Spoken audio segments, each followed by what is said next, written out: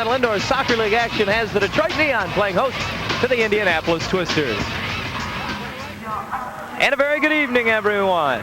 From the Palace of Auburn Hills, I'm John Hollers, and for the second time in less than 24 hours, the Indianapolis Twisters and Detroit Neon get together. Last night at Market Square Arena in Indianapolis was a thrilling game in which the Twisters won 9-8 on the strength of a power play goal inside the final 12 seconds of the game.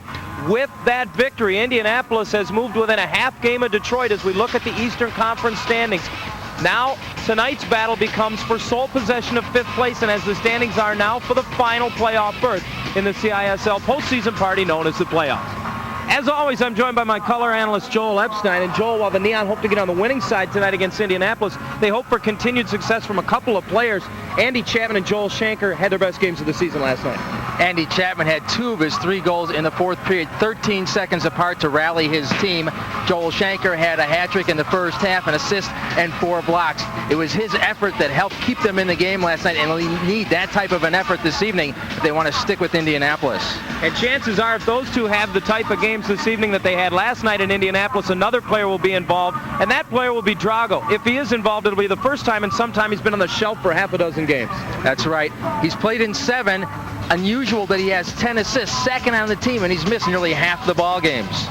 Drago's return, hoping to boost the offense for the Detroit Neon, but Indianapolis has had a boost all season long on their offense from Mariano Balela. This is a team that has suddenly run into some adversity that we'll talk about a little bit later, but they've been able to rally around Balela all season long. That's right. Balela is their top goal scorer, and he leads in points. He's very quick off the ball, and he can explode at any moment and cause havoc with the defense. A goal and 4 assists last night in leading Indianapolis's very balanced attack as 8 different players scored goals for the Twisters in the win. Tonight it's the same 2 teams, different location. We're at the Palace of Auburn Hills. The Detroit Neon and Indianapolis Twisters back with the opening kickoff after this.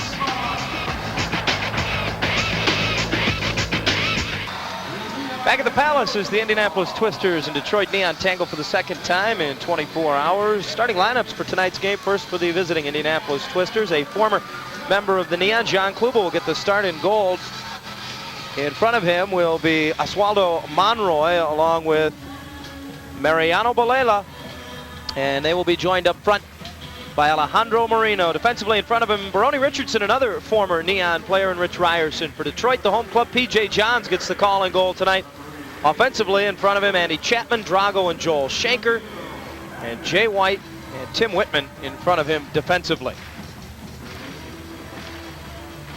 These two teams virtually with mirror images of one another's records as far as home and away are concerned. And as far as home and away are concerned, for Detroit of late, they've been rather alternating their goalkeepers as P.J. Johns suddenly has become the home keeper. He has not traveled recently. Yarrow has played the bulk of the minutes on the road, and maybe this is the pattern that will be set for the rest of the season now, John. And of course, it is no secret, and it has not been made a secret ever in the last couple of years of his career, that P.J. Johns is getting on in years, so maybe resting him a little bit as well.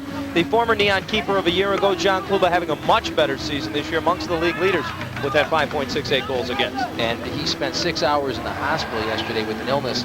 I'm surprised to see he made the trip. I'm surprised to see him in a uniform. I'm surprised to see him on the field and the starting goalkeeper for Indianapolis, especially when you consider how well Milovac played last night, John. Well, Paul Child certainly hoping for a little more luck for his club tonight. Watched a great comeback go awry late last night, and he remains very, very positive on the Detroit bench, while Jorge Espinoza was surprisingly optimistic about his team's finish last night, despite the fact that they did get a victory. They weren't strong down the stretch, and the officials tonight as assigned to the game by the Continental Indoor Soccer League.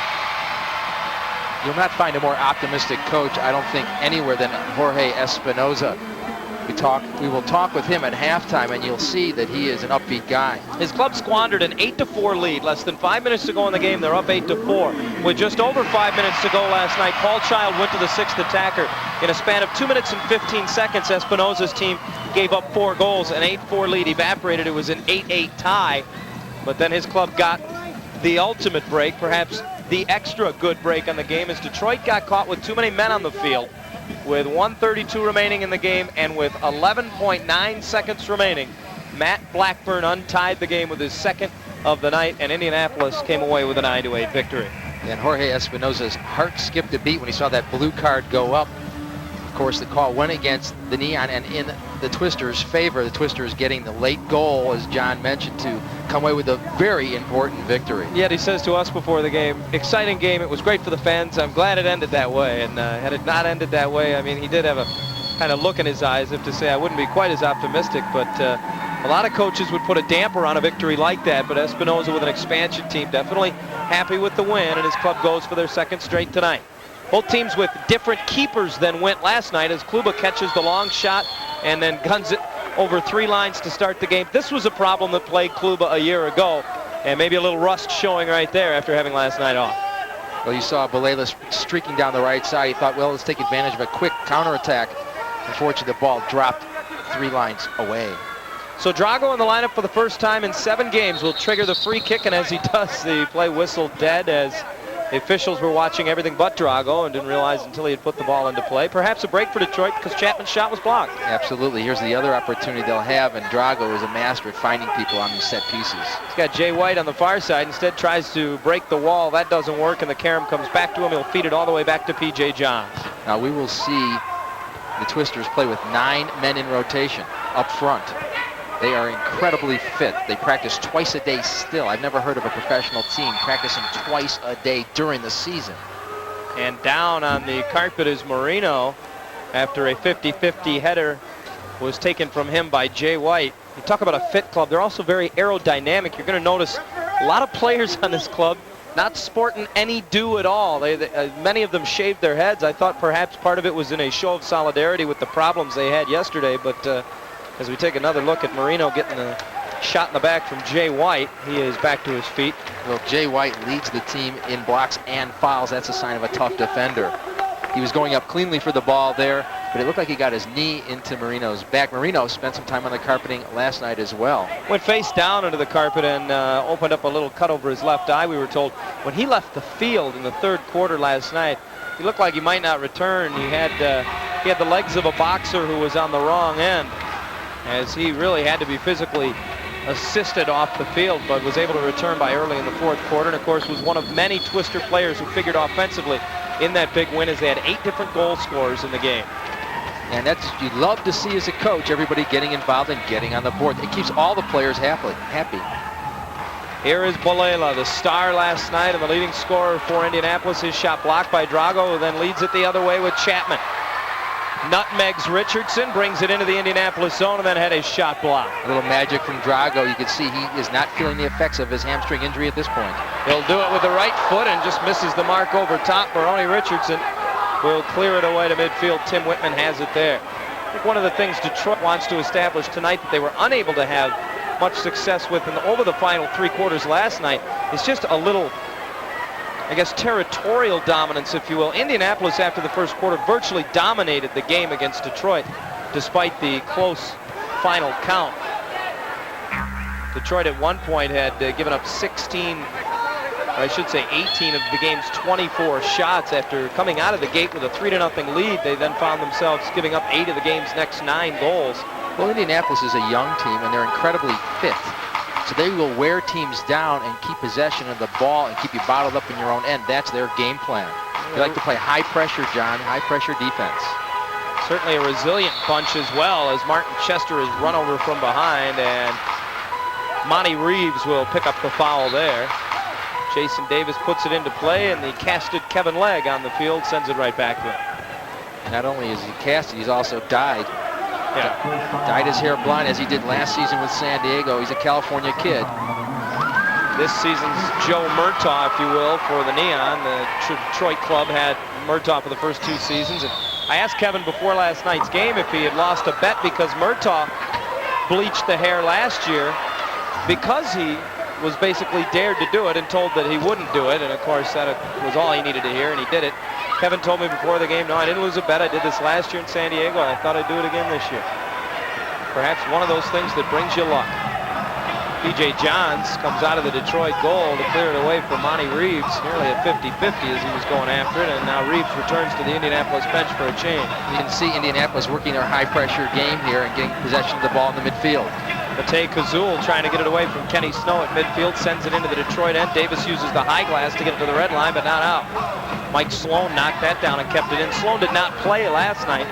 He's out there early this evening. The race is on down the length of the field, though. Legg and Kazul after it. They tangled hard last night. Given up by Kazul, and Drago deflects it over top of the net and just missed the mark as Kluba came out to get a piece of it. He got a paw on that ball, deflected. It hit the crossbar after John got a piece of it. Nice save by Kluba, point blank from Drago. Snow setting up Legg, top of the arc, chased by Coyer. Instead, it's Whitman. The header from the corner goes across the goal mouth off of Kenny Snow. Well, Indianapolis coveted Kenny Snow. They couldn't sign him to a deal. He ends up here in Detroit, and you can see why. He's very offensive-minded. He has 3 hat-trick games so far this season. He scores goals in bunches. So does Joel Shanker, who's got the ball right now. Another former IU star, as is Snow. Had a hat-trick all in the first half last night at Market Square Arena. This time turned away by Kluba, who throws it right into the Indianapolis bench. Almost decapitating Terry Rowe as he was trying to get on the field there. An officials timeout. We're early on at the Palace, no score.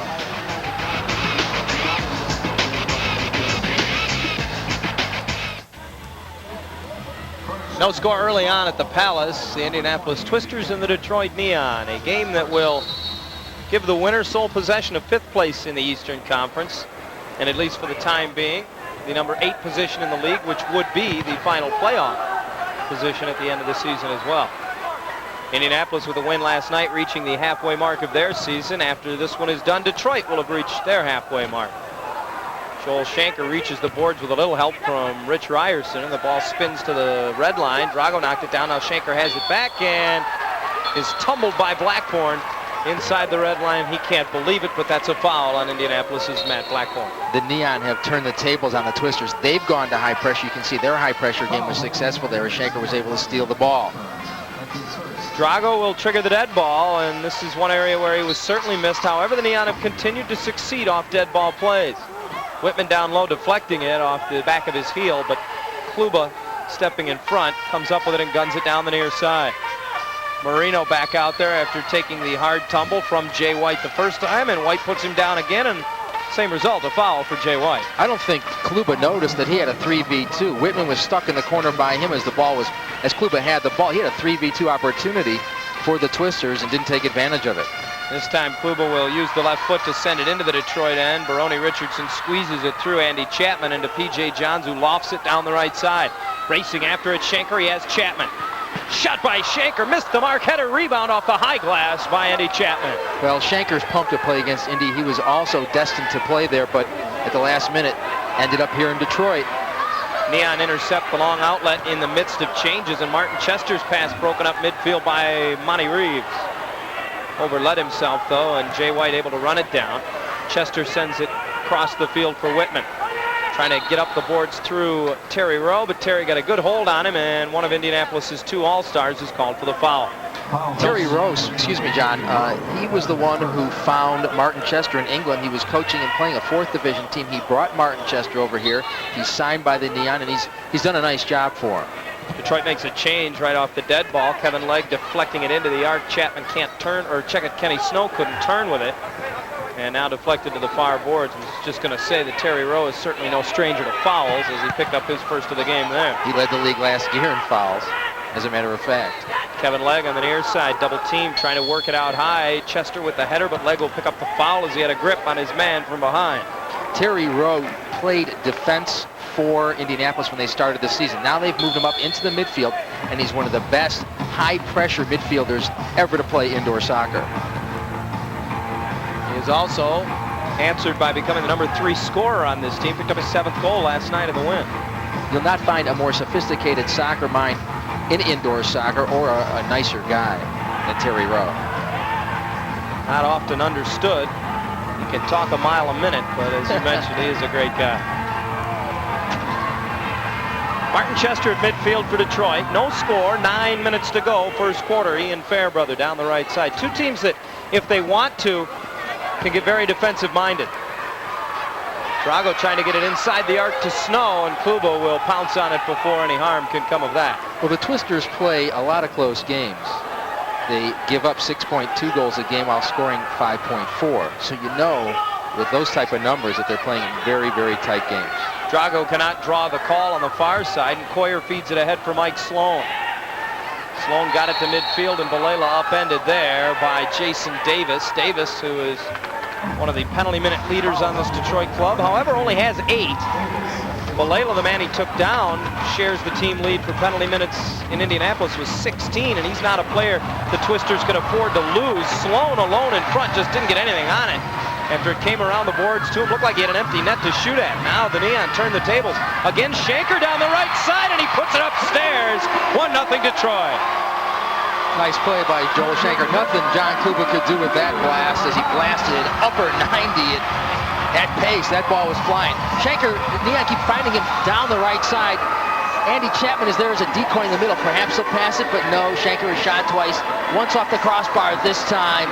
No doubt about it. Upper 90. You mentioned earlier that Shanker was pumped up to play in this game. It shows. As you mentioned, twice he's been free down that right side. Neither time has he really looked to make the pass. He's been very sure of himself that he's shooting the ball, and it pays a dividend. That's his 4th goal in 2 nights. Of course, we're going to get on him a little bit. He's only got 2 assists so far this season. He did pick one up last night, however. His 2nd of the year. He doubled his season total. Matej Kazul playing it up near the scoreboard. It doesn't touch it, though, and play continues. Now Kevin Legg bumped at midfield, draws the foul from George Crawford. Reminiscent of last night, the Neon taking the lead. They built a 3-0 lead last night, but weren't able to hold it against this very, I would say, a team that is, of all the teams in the CISL, as fit as anyone. And fit equals resilience. Because they really looked as if they were down 3-0 early in the second quarter, not even a minute into the second quarter, not getting anything going offensively, and then they proceeded to score 5 goals in the second quarter and take the lead to the break. One way for the Neon to avoid the high pressure defense when PJ has the ball is to move it upfield, but you can see Andy Chapman is surrounded by 3 Twisters. Luckily he gets the call for the Neon there as Jay White will put it in play. Twisted is what Chapman ended up being, as Waldo Monroy will pick up the foul. Just about at the halfway mark of the opening quarter, 1-0 Detroit leads Indianapolis. Drago, the long shot, he was looking for a redirect from Chapman, but he was held up by Kazul, edge of the yard. Kluber will gun it out of there. For Moreno on the near side. Marked by Jay White at the red line, he still controls it. White being careful, he goes to the left foot and just misses the far corner. Through a screen, P.J. Johns unable to get there. He didn't see it till it was too late. Well, you know Moreno's going to work to his left, very strong left foot, and it always makes it difficult on the goalkeeper when there's a crowd in front of him. He's going to see the shot at the last minute, if at all, and he can't react quick enough many times. Luckily for P.J., the ball was not on net. Johns with it in his own zone, now out of the arc for Drago, who will give it right back to him. And P.J. collected his first assist of the season to go with his 1 goal on Shanker's goal that takes the Neon to their first lead, 1-0. P.J. Johns careful to handle it as he nears midfield, just rolls it along the carpet all the way to the red line for Drago. Middle of the field for Shanker. Joel gives it back to the bald one. The give and go misses him coming back, though. Covered up by Fairbrother. Ian gives it to Drago, and he is pulled off the ball by Terry Rowe, and the 2 teammates tangling, and it's Rowe who will pick up the foul. I should say the 2 former teammates tangling. Now Chapman off the dead ball, gets the pass, tries to kick at it as he goes down to the carpet. Fairbrother gets it back along the wall from Jason Davis for Drago out high. He and Chapman try the give and go, but Andy missed him coming back.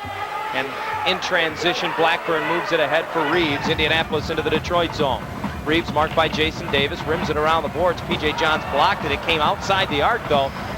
And lucky for him, Shanker just hammers it out of trouble. Boy, Reeves really got hammered by P.J., but looks no worse for wear. However, he does head to the bench as Indianapolis goes for wholesale changes. Ian Fairbrother controls for Detroit on the near side. Kazul is doing a nice job on the Neon attackers who are posting up. It's Andy Chapman and then Kenny Snow posting him up, but he's not letting them turn, and he's keeping a lot of pressure on their back, making them deal the ball off and not giving a view of the goal. Quick ball movement for Detroit, enabling that shot for Kenny Snow, and then the foul picked up as Jay White came right off the bench and now has his 3rd foul of the first half. Still 5:29 to go in the first quarter. White is going to have to be very careful the rest of the way. The game did turn rather physical last night over the course of it, and these 2 teams may be feeling a little bit of a rivalry. Jay White playing physical so far is going to have to be careful, though. The Neon have the early lead, 1-0 on the strength of a Joel Shanker goal. Just over 5 to go in the first quarter.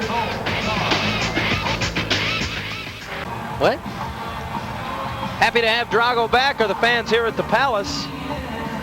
A fan favorite throughout his 3 seasons here with Detroit. P.J. Johns moments ago not becoming a favorite of Monty Reeves, though. Not only does he run into him, but he looked like he kicked him in the head almost there. But Reeves is a tough young guy, and he's able to look him. It's actually a foul on Reeves for dipping his head. But the play went on, and the Neon were no worse for wear either, as the Twisters couldn't put the ball in the Neon net. Play at midfield. Jay White with the left foot long down the far boards. Ryerson deflects it back for Matt Coyer. Coyer, who had one of the 9 Indianapolis goals last night, plays it the other way. As was the case last night, Detroit with the early advantage on the scoreboard as well as statistically. However, the attack time rather widely favoring Indianapolis early on, as it did down the stretch of the final 3 quarters last night, Joel. Leon have been able to take advantage of one of the few opportunities they've had, though, as Shanker. Speaking of opportunities, a giveaway as Monroy had a chance. P.J. Johns with 1 save, then 2, and then a 3rd, all on Monroy, and it keeps it 1-0 Detroit. Drago just gave it up right in the middle of the field. You can see Indianapolis pressure, and it's relentless. And after a while, you could see the Neon players backpedaling. All 3 defenders were backpedaling in that situation and not attacking and trying to create something and steal the ball. Now P.J. Johns with his first real hard work of the night. 3 consecutive saves. Half his saves basically in 1 play. Here's the shot coming off the left foot of Marino. P.J. with the first diving save, can't hold it. He makes a leg save to the corner. And then he gets a ball right in his gut, which he can't hold, and Jay White is able to pick up the ball. 4:22 to go, first quarter.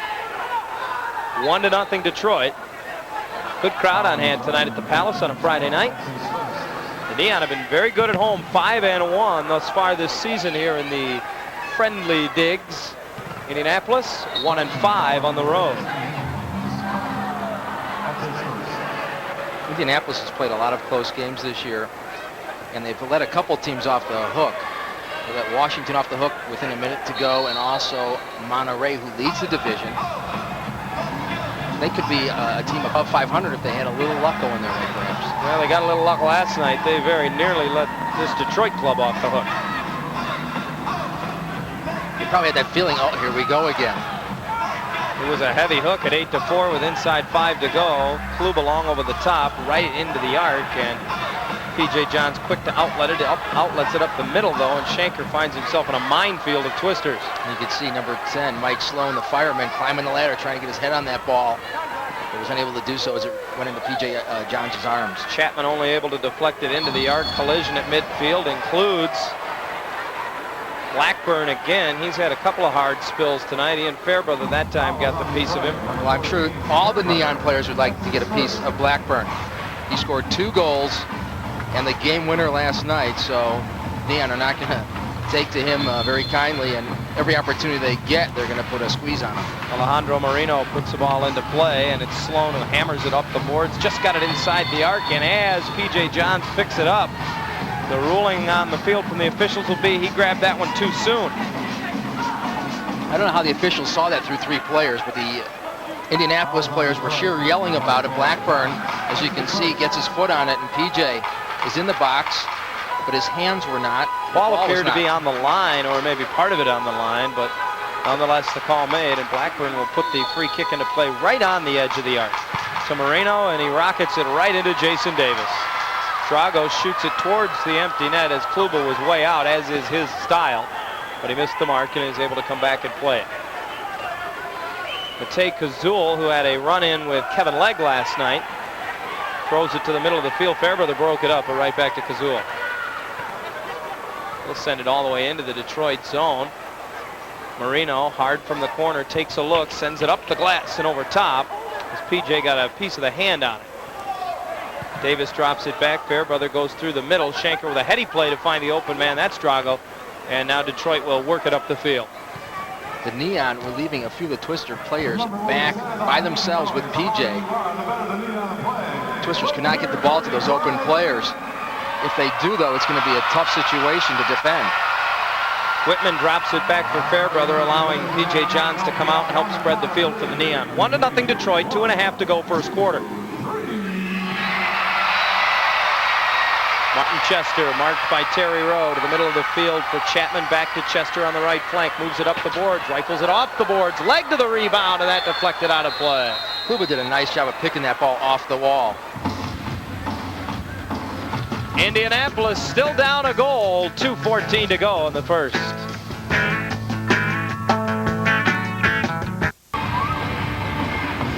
One to nothing, Detroit has the early lead. 2:14 to go first quarter. Jorge Espinoza has been here as a coach with a team before. He's been in the situation he is in with his team before as far as off the field is concerned. And our Joel Epstein will visit with him at the half and talk about just that, amongst other things. Espinoza last year the coach in Mexico City of the Mexico Toros, an ill-fated franchise that no longer is a member of the CISL. They had one season and out, and now there's been some changes made in Indianapolis, and it's very interesting talking to Jorge, because he doesn't really pay much attention to what goes on. He doesn't really want to know what's going on. Here's Monty Reeves racing into the Detroit and turned away by P.J. Johns. He feels his job is right here on the field with his players, and you can tell because he works the door on substitutions. The only coach in the league to work his own door on substitutions. Well, the situation in Indianapolis in a nutshell is this. The papers reporting in Indianapolis that the league came in and took over the franchise on Wednesday. There was originally some question as to whether Thursday night's game would take place, at least out loud in the media, but to hear the Indianapolis front office talk and the CISL office as well talk, there's never been any question that Indianapolis would play out their season, but there were separate releases, one from the league, one from the Twisters office yesterday, as to regarding who was still running the show or who was running the show in Indianapolis. And now I talked to Ron Weinstein, the commissioner of the league last night, who was in Indianapolis, and he seemed very confident that things would be worked out, and the CISL release did at least stop short of saying that the league had taken over the operation. They just talked about what they had in mind for the operation, and original discussions that had at least talked about legal action have, at least for the moment, been put on the side, and the Twisters continue to play and play rather well. Kenny Snow tripped up as he comes inside the red line, and Rich Ryerson will pick up the foul with half a minute remaining in the opening quarter. Well, the CISL commissioner, Ron Weinstein, spent the day in Indianapolis working with Rodney Goins, who is the owner of the Twisters. You can see Kenny Snow beats his man to the inside, but gets a knee in the thigh, which is known as a Charlie horse. You can see he's walking slowly as he sets the ball down. Good opportunity here for the Neon to build their lead. Looks like Kevin Legg will be triggering this free kick.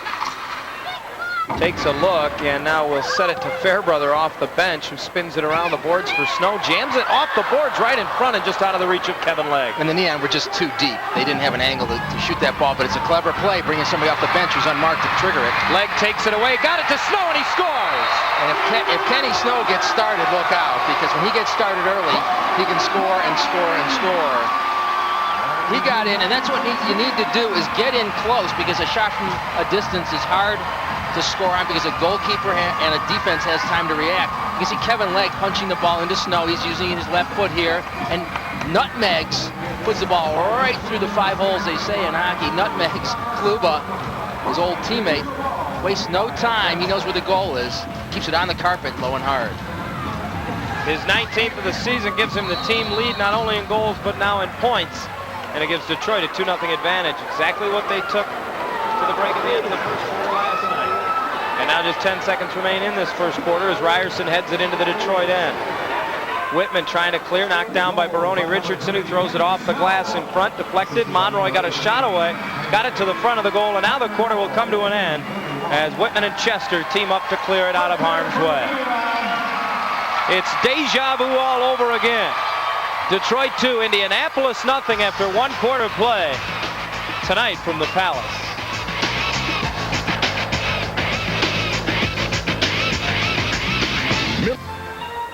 Back at the Palace, where the Detroit Neon have a 2-0 lead over the Indianapolis Twisters after 1 quarter play. Joel Shanker's 4th in 2 nights from the goalkeeper. P.J. Johns got it started at 6:44, and Kenny Snow's 19th of the season, a team leading total from Kevin Legg late in the quarter.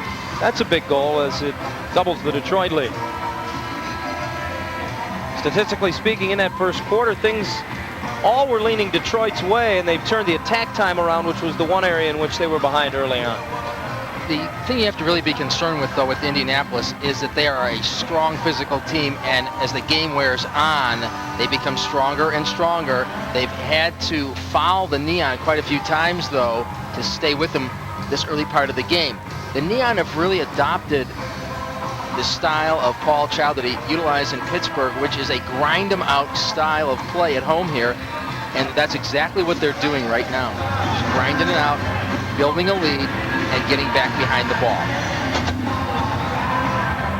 A total of 13 fouls in that first quarter, showing you the physical nature of tonight's game. These two teams wearing one another out because they're both playing their second of a scheduling span that will see them each play 3 and 4 days, as both teams will be back in action on Sunday. Indianapolis at least goes home. Detroit has to go to Houston. And the Twisters have 5 games in 9 days. This is a very important part of the season for them. If they can start winning some ball games, they'll really get themselves in the middle of the playoff hunt. Detroit in a similar stretch of scheduling as next week they will play Friday, Saturday as well. So they play 5 and 10 days. After the schedule was so light early on, pretty much everybody getting hammered now, and Detroit becomes one of the last teams in the league to reach the halfway mark of the season with tonight's game. And of course, that makes the end of the season very hectic for them, as they'll play 9 games in the month of September.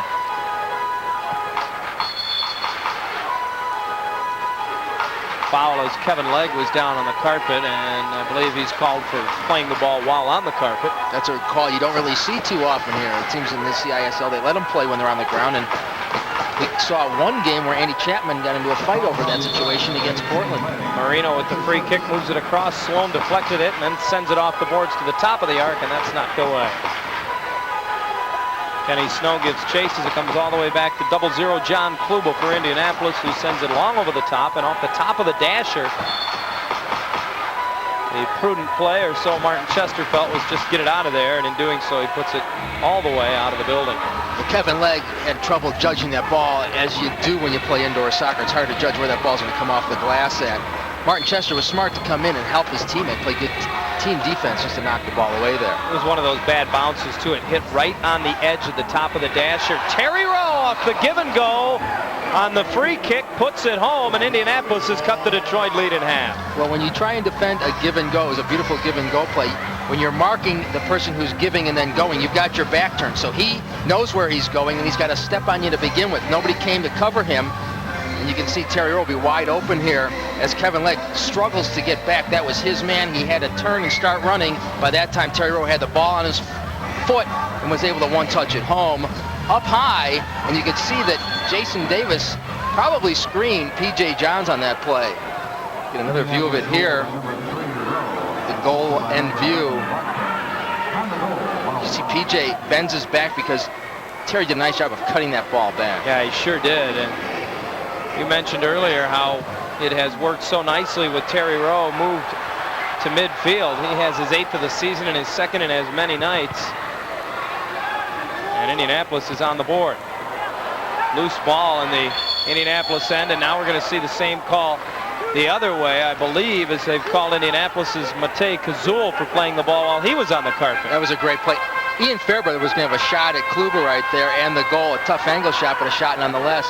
Kazul did stick his paw out. Fairbrother now will trigger the free kick, and off a deflection it came right to Kluber. Blackburn picking up the assist on Terry Rowe's goal. As Indianapolis has now cut it to 1, it's 2-1 Detroit. George Crawford back in the Indianapolis end for John Kluba.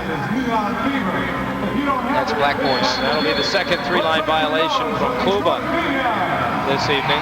Blackburn with his 5th assist of the season. Paul Child will watch his team again set it up off a dead ball. And Tim Whitman to trigger this time on the 3-line violation. And Ian Fairbrother is wide open on the right. Marino marks him as the pass came to him, and now Shanker forced to send it all the way out high for Whitman. Whitman going one-on-one, has nowhere to go as he's turned away, and it's Fairbrother to Chester. Loops it high in the air into the arc. Kluba steps in front of Chapman, who's being marked from behind by Monroy, and scoops it away. Well, whenever you put the ball up, there's only a 50% chance you're going to get it back. And when you're playing in the offensive end, you want to keep the ball on the ground in that situation to keep possession of the ball. Martin Chester basically gave the ball away, or gave Indianapolis at least a 50% chance of getting possession of it, which they did. Balela trying to set Marino in the Detroit end, but loses that battle, and now P.J. Johns trying to clear it away, had that deflect, and Martin Chester forced to bring it back. He's in trouble as he loses it to Reeves, and then forced to foul him. He got called for holding there. He tried to turn Reeves, and P.J. came out to stop Reeves. This is a very dangerous situation. Martin Chester then knocks the ball right to P.J.'s hands. Dangerous, very tough situation to defend. As you can see, Andy Chapman is taking the near post away from Indianapolis. And they'll score nonetheless off the free kick as they set it back out, and George Crawford, much like Kenny Snow's goal, just kept it low, hard on the carpet. And he didn't hit it with a lot of pace, really. He just beat everybody to the ball and put it to a place where nobody was. See the ball come across, and he dives and beats, it looks like Shanker there, to the ball. It is Joel Shanker who he beats to the ball. And it goes in between P.J. and Andy Chapman. P.J. Johns, so intent on coming off that far post, or the near post, I should say, with that sharp angle, got caught leaning too far. And as you mentioned, Crawford just got his foot on it. He has his first of the season, and he caught P.J. Johns leaning the other way. So difficult to fend from that baseline. Now Terry Rowe for Indianapolis into the Detroit end with it, loses it to Jason Davis, who plays it up the boards and around Rowe and goes and gets it. And just hammers it all the way back into the Indianapolis end. Neon will go for some changes as John Kluba has it. New game, 2-2. Indianapolis has erased a 2-goal deficit, much as they did last night when they got down early 3-0. Really strange games, though, because it's not like one team goes down and scores and the other team goes down and scores. A team will score 2-3 goals, and then the other team will take possession of the ball and get the momentum going in their way. They'll come back and score 3-4 goals. Yeah, each team last night scored 4 in a row at one juncture in the game. Indianapolis at one point had scored 8 of 9 in the game.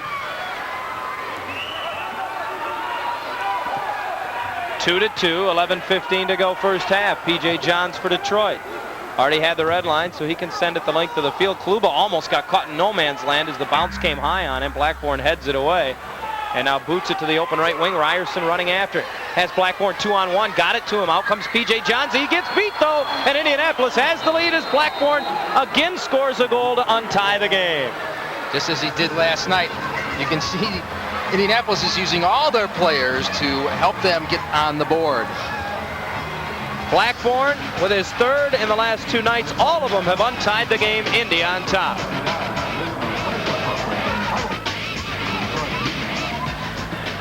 Kids, don't forget to register for... See, Ryerson sends the ball to Blackburn. He wastes no time, and he puts it near side before P.J. Johns can get there for his 12th goal of the season. Ryerson with his 3rd assist of the year.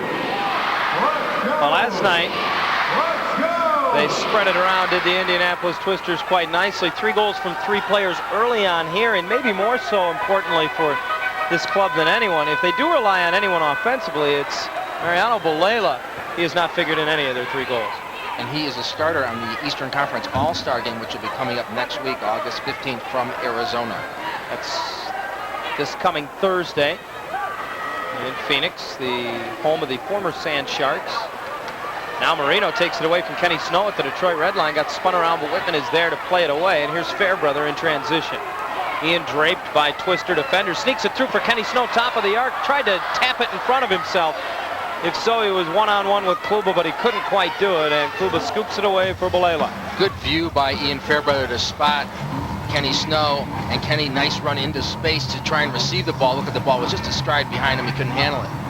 Kluba sends it long over the top. The 50-50 header comes back to the center circle where Kenny Snow loses the battle for position, but he does so because Balela fouled him.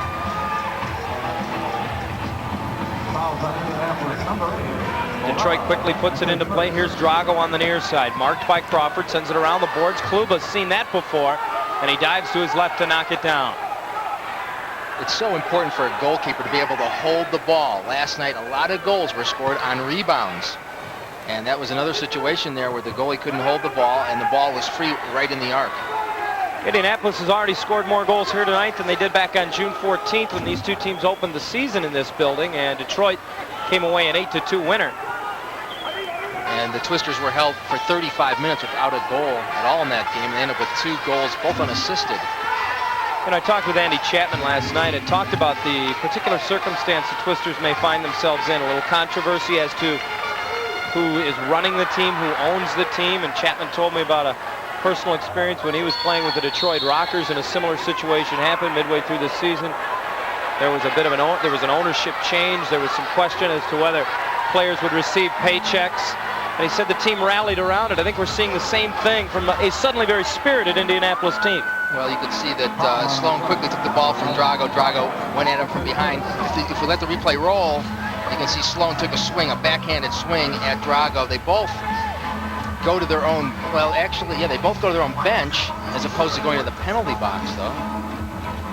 Actually, Drago will stay out. Sloan being checked over by the trainer as he went to the bench, asked a few questions, and Terry Rowe heads it across the Detroit arc on the long pass, comes right back to the front of the goal. A little scrambly in the Detroit end. Crawford with it at the red line. A tremendous defensive play by Jason Davis to save the Neon, the embarrassment of a 4th goal. Rahano trying to set it into the corner, didn't get it back, and now to midfield. Chapman and Kazul chase after it. Now it's Kluba who will left foot it to midfield. And Drago suddenly picking up some fouls, gets his second in just a few seconds as he bumped Monroy from behind. Well, Indianapolis only has 14 or 15 players on their roster that are healthy at this point. They lost Reza to knee surgery. He was one of their better players.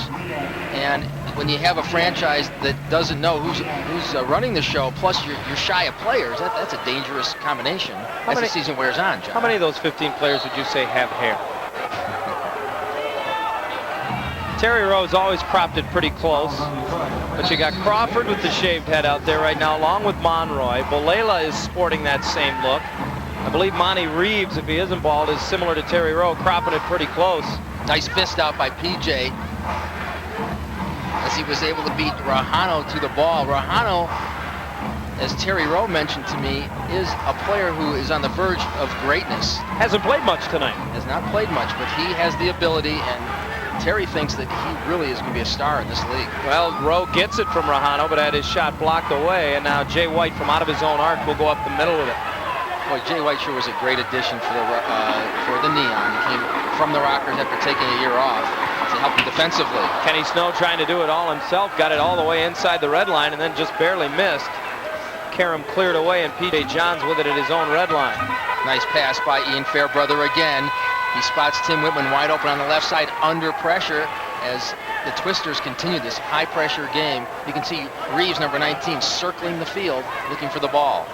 Should mention the Neon without the services of Grzegorz Matlack tonight. Matlack failing to score a goal in a game for the first time last night in Indianapolis in all 13 games this season, sprained an ankle and is missing his first action of the year.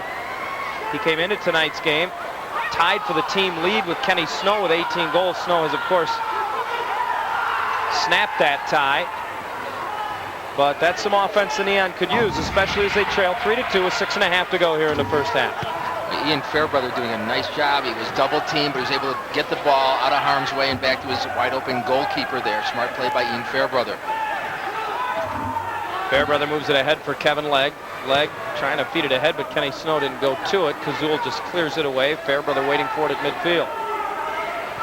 Fairbrother bothered a little bit by a sore right foot, but nonetheless still in the Detroit lineup. Now Kenny Snow and Kazul battle, and it's Kazul who picks up the foul out near the red line. You can see Kazul and Snow fighting for position as Kenny Snow is trying to post him up and possibly turn for an opportunity at goal. He is so dangerous when he's allowed to turn because he is nifty with his feet. Jay White will trigger the dead ball to the near flank for Tim Whitman just inside the Indianapolis red line. Whitman sends it across just out of the reach of Kevin Legg, and it's cleared away. Jay White keeps it alive, though, and Drago to the far side for Kevin Legg. Back to Drago, who will set it out high. Jay White and the Neon will try to start it from there again. Drago on the right side, beats one man, working on Crawford. Off the boards, got a spinning bounce across the goal mouth, but Snow couldn't run it down. You can see Drago picking up the speed. He exploded into the corner, and that's a dangerous situation for the defense. That's what the Neon need to do more of, is explode on offense quickly when they have open space in front of them. Of late, Indianapolis has just been clearing the zone whenever they get a foot on it. This time they will be able to work it offensively as Balela races through the middle. Top of the arc, Balela just over dribbled it, and now Shanker reaches out to knock it away. Loose and covered by P.J. Johns. Threw it through the middle, but it didn't make it through. And again, back the other way, the Twisters. Marino stepping into one-handed, blocked by Shanker. Got his own rebound back for Baroni Richardson. I think it's just a lot cooler for Indianapolis that they all have these shaved heads practicing twice a day. Now Balela can't keep control in the corner, and Whitman clears it away. There's Ryerson, who bucked the trend, no doubt. I don't think that he's so anxious to lose any hair there. You can see the Neon are starting to lose. They're starting to lose concentration and starting to make some bad passes. And Indianapolis is taking advantage of it, and now is taking that territorial advantage and starting to press the Neon in their own end. Well, moments ago, Indianapolis on consecutive occasions way to clear the zone was just what we see there from Detroit, just hammer at the length of the field because they were trying to get changes. They had some tired players out there. They got some fresh legs out, and now they're able to run their offense. Balela on the left side, knocked away by Jason Davis. That'll go over the glass and out of play, and we'll have an official's timeout on the field. Detroit once led by a pair, but it's been all Indianapolis since then. The Twisters on top late in the second quarter. Back at the Palace of Auburn Hills, where the Detroit Neon already have a pair, but they're down 3-2 after getting the first two of the game. It's been like two different games, though. Each quarter has been a different game, with Detroit taking a 2-0 lead after the first 15 minutes, and then the Neon scrambling a bit here in the second quarter, and Indianapolis has been able to play their game. The Twisters, in turn, have the lead. As the season is worn on at home here, the Neon goal differential in the first quarter, they give up a goal more than they score. In the second quarter, they're +4. Third quarter, +3. In the fourth quarter, +9. So they have not been able to take advantage of that awareness that they've had in the second quarter of games, as Indianapolis has really taken it to them here and dominated this quarter. Twisters put it into play off the free kick on the far touchline around the glass. P.J. Johns able to trap it, and he'll bring it out of the arc himself. Long through the middle. Kenny Snow unable to tap it back for Drago, and this is Monty Reeves. One thing you really have to appreciate about the Twisters is that there's no superstar, quote unquote, on their team. They're all equal. They all work hard. They all work together, and that goes a long way. And Kluba, once again, that's going to be the third time. Sean Kluba has a three-line violation whistled against him here with 3:42 to go in the quarter, and clearly an opportunity for Detroit to make up for the ills of this quarter off the dead ball kick. This is where the Neon have missed Drago. Andy Chapman's not out there to receive the ball. He'll probably go to Jason Davis. And that's swatted away by Kluba. Kluba had the angle. He came out nicely to cut the angle. And Balela steals the ball and works his way down the left side. Davis sliding in to try to tackle it away, and Fairbrother on his own to the corner now. I like how you wait until Drago had passed the ball to say he'll probably pass it to Jason Davis. Well, I'm looking for Andy Chapman because that's usually who they go to. And then I could see he was looking at Ian. Ian was actually open on the right, but he gave it to Davis. Oh, we got to keep you honest up here. That's true. Ian Fairbrother using his body well throughout the game, shielding the ball and not letting double teams affect him. He's protected the ball well. He'll go long over the top for Kenny Snow, heads it across, and Kevin Legg's header is in! And that all started with Ian Fairbrother's pass. Very accurate played ball on a line drive. He really drove the ball to Kenny Snow. And we saw earlier Kenny Snow heading the ball across the goal. Nobody was there. Kevin Legg comes through with his second goal of this season. And Kenny Snow will get the assist. And that will build his point total as he's the leading scorer. Ball bounced once, and then he got it on his melon. Well, you know, we've talked a lot about it. The irony in the play on words. Kevin Legg has 2 goals this season. Both of Legg's goals off his head. Kids, don't forget to register for the Kroger Keebler Kids Club. You'll receive lots of cool prizes, free admission to select games, and a newsletter. Best of all, club membership is free to all kids 12 and under. So pick up your Keebler Kids Club card at participating Kroger stores or at Neon Home Games. Here's the ball from Ian Fairbrother as Kenny Snow gets up high and sends to Kevin Legg as he has Kluba all by himself to knot the score 3-all. Legg's season has been an anatomy test. Legg has 2 goals, both off his head and his arm and a cast.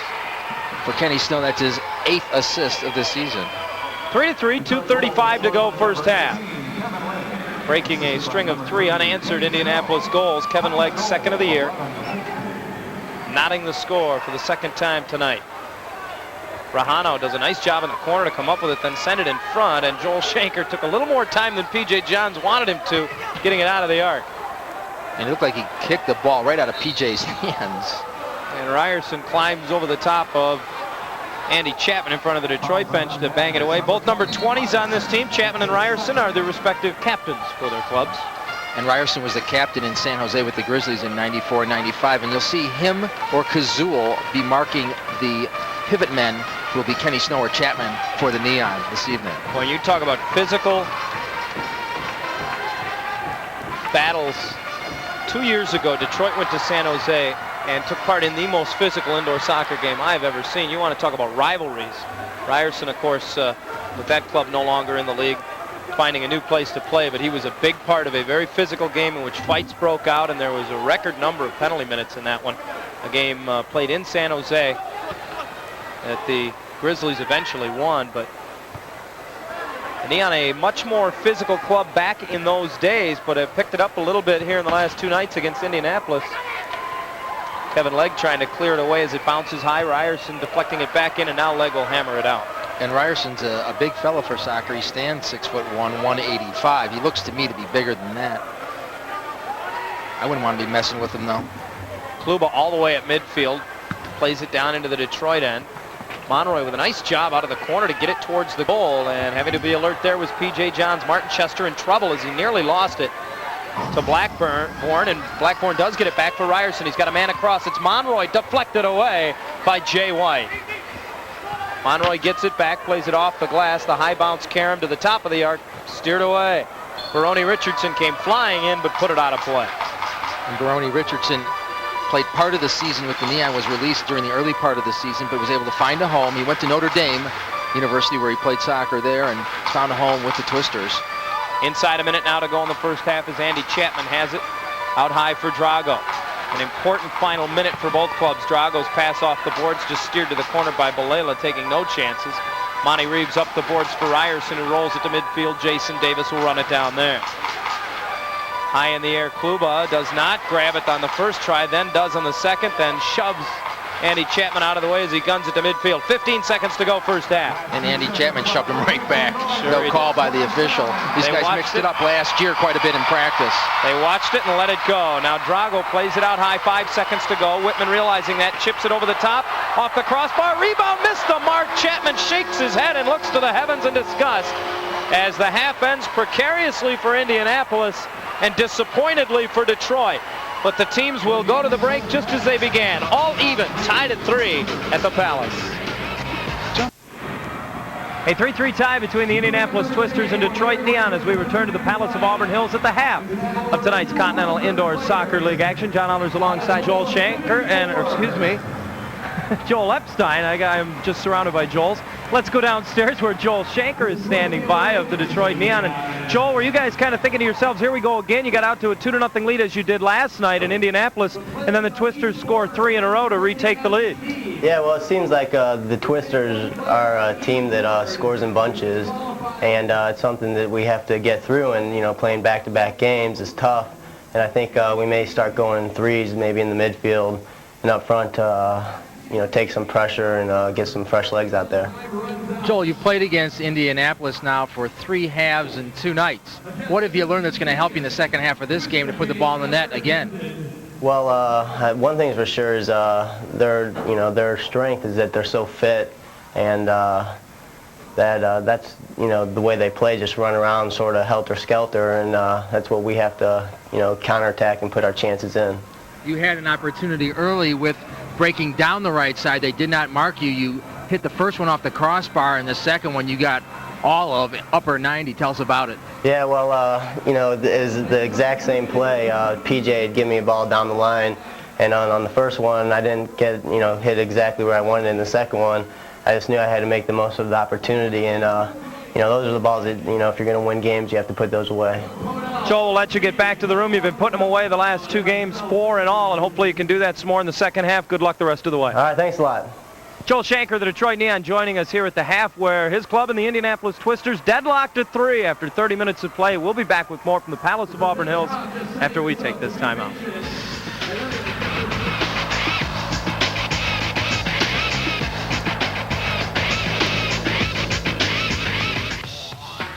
Kids, here's your chance to be introduced with your favorite Neon players at a home game. Take part in the Neon starting lineup. Your team will be announced on the turf in front of thousands of adoring fans right along with the Detroit Neon. And don't miss your chance to play where the Neon play. Meet your favorite Neon players and have a ball. Be a part of turf time at the Palace, and your soccer team will play a game on the Neon turf. Receive 60 tickets to a Neon game and get the chance to rub elbows with the Neon. For information, call 810-377-0100.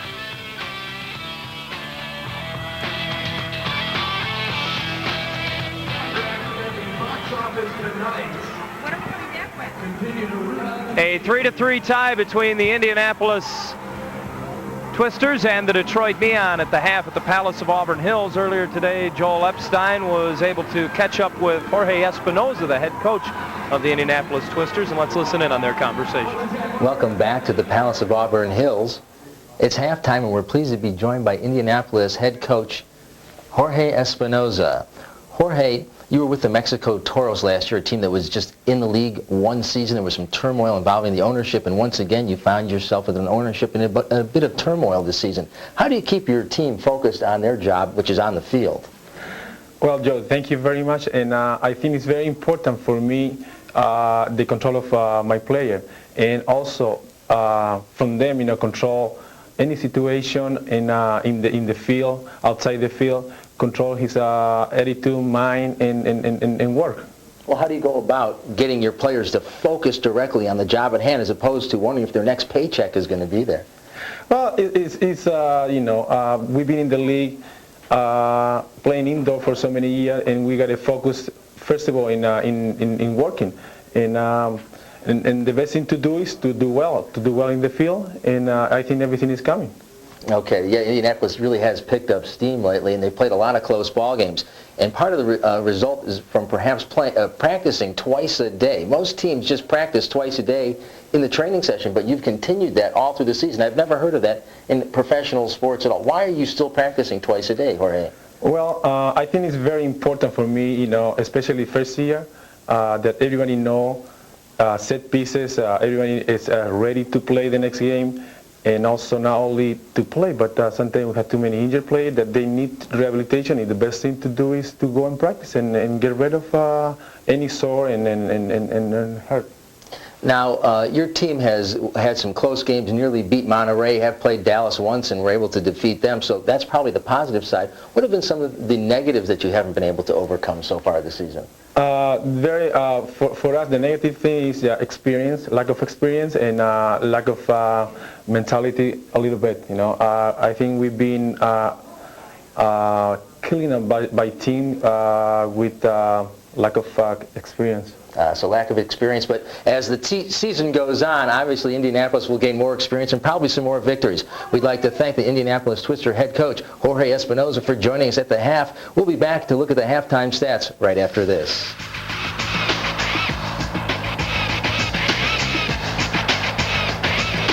Palace of Auburn Hills, where the Indianapolis Twisters and Detroit Neon are knotted at 3 at the half. John Allers alongside Joel Epstein. I got it right that time, back with you. And downstairs standing by from the Indianapolis Twisters is Rich Ryerson, a defender. And Rich, we've commented in the first half about many of the members of this club who've decided to shave their head. You obviously didn't go that route. Is there any reason behind this, or do you have a lot of guys who are just cheap and don't want to pay for haircuts? No, I think it's just a trend for those guys, and hopefully I'll just be the Samson and keep mine. Rich, last night you got down by 3 goals to the Neon. Tonight it was 2 goals. But Indianapolis has no quit in them. What creates that situation on a team that you guys just never give up? I think it's the pressure of being a first-year team. We're looking for answers right now. Fitness is a key of our game. And I think, we're playing to keep a job, so we need to keep struggling. Even if it's not going right for us, we can count on working hard, and that's about it.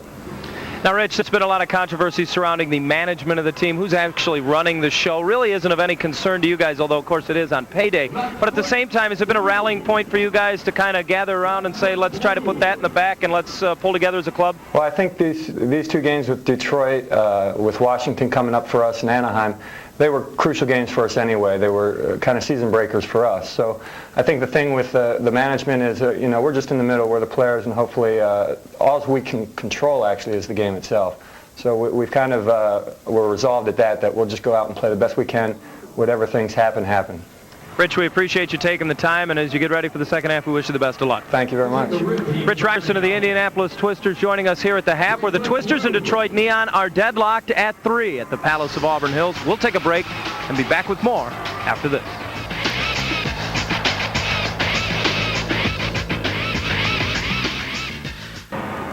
The Detroit Neon and Indianapolis Twisters tied at 3 at the half. Detroit had a 2-0 lead after 1 quarter of play.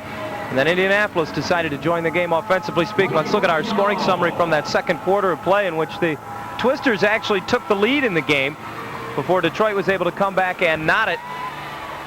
Terry Rowe, the former Neon defender, with his 8th of the season from Blackburn early in the quarter, and then Crawford just moments later with his first of the season to tie the game from Bolela. He will pick up the assist there. That's the only goal in which he has figured in after having a 5-point game last night. Then Indianapolis took their only lead of the game as Blackburn scored his 3rd in 2 nights from Ryerson. At 4:02, it took a while, but the Neon were able to tie it back up. Kevin Legg's 2nd of the season from Kenny Snow late in the quarter, and we're all even at 3 after 2. As we look at the stats through 1 half of play, relatively even. Detroit had a lot of advantages early on. They had advantages, took a 2-0 lead, but Indianapolis, as they've done all season long, have battled back and took the lead, and then Detroit came and evened the game, and then the second half, first half, ran out. A physical battle, 21 fouls between each team through 30 minutes of play. A 3-3 tie, Indianapolis and Detroit. We'll take a break and return to the Palace after this.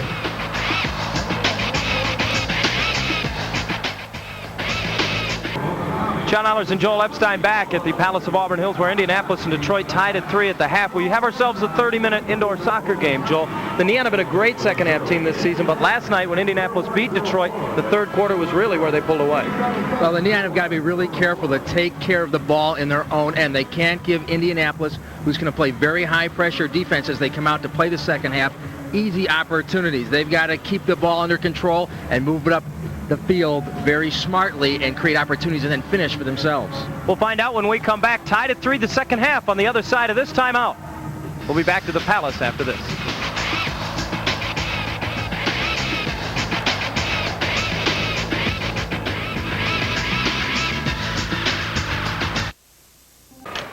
Second half of play underway as we return to the Palace of Auburn Hills. Detroit putting it into play, and Andy Chapman will send it into the Indianapolis zone. A 3-3 tie. The Twisters and Detroit have each led in this game. Detroit 2-0 at one point. Indianapolis 3-2, and good early pressure from the Neon, led by Andy Chapman. He and Tim Whitman working that far side, but Bolela clears it away from Marino at midfield, and here's Indianapolis in transition.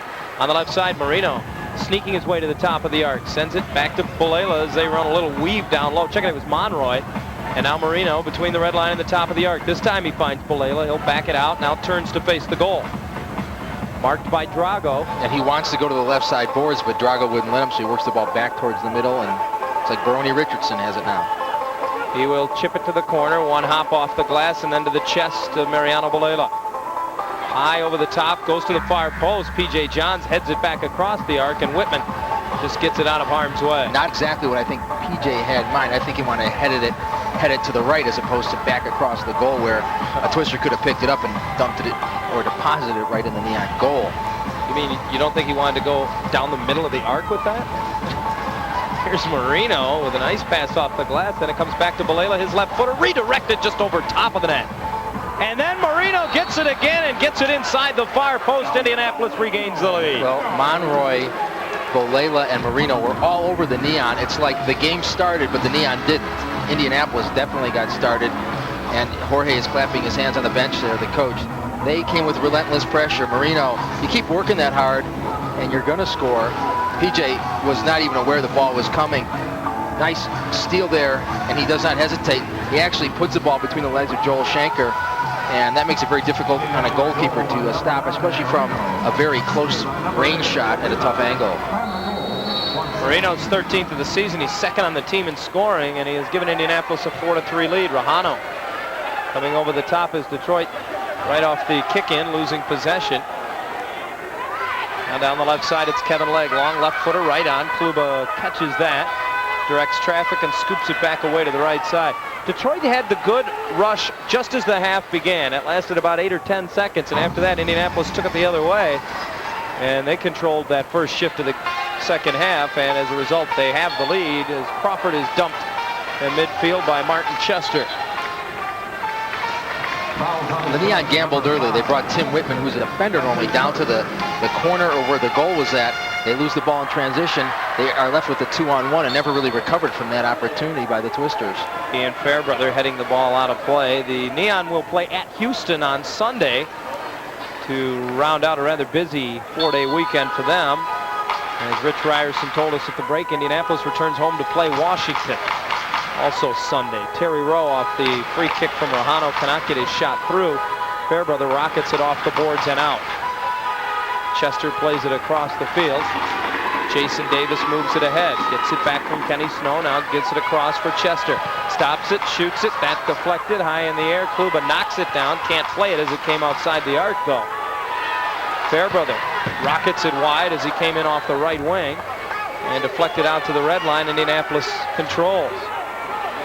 Fairbrother has a rocket shot, but rarely very accurate. He has 1 goal so far this season in many shots. Maybe if he took a little pace off the ball, he'd be a little more accurate. Martin Chester deflecting it hard off the boards high in the air, and Kluba easily comes down with that. The St. Louis native guns it down the left side. Blackburn fighting off Jason Davis, rockets it off the boards and across the goal mouth. Sloan couldn't get there, but runs it down to the far corner. Mike Sloan also works as a fireman in Indianapolis. Plays it off the boards to the front of the net, and then a long shot on the carom coming from Crawford. Never made it to the goal. And I hope they give Joel Shanker the block on that one, because that must have hurted him square in the chest.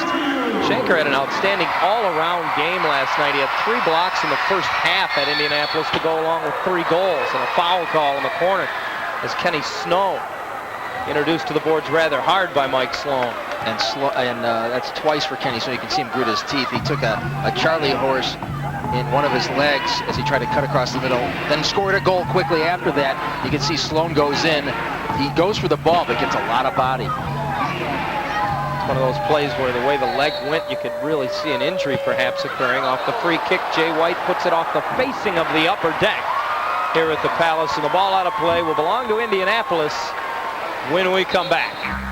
Early in the third, the Twisters have regained the lead.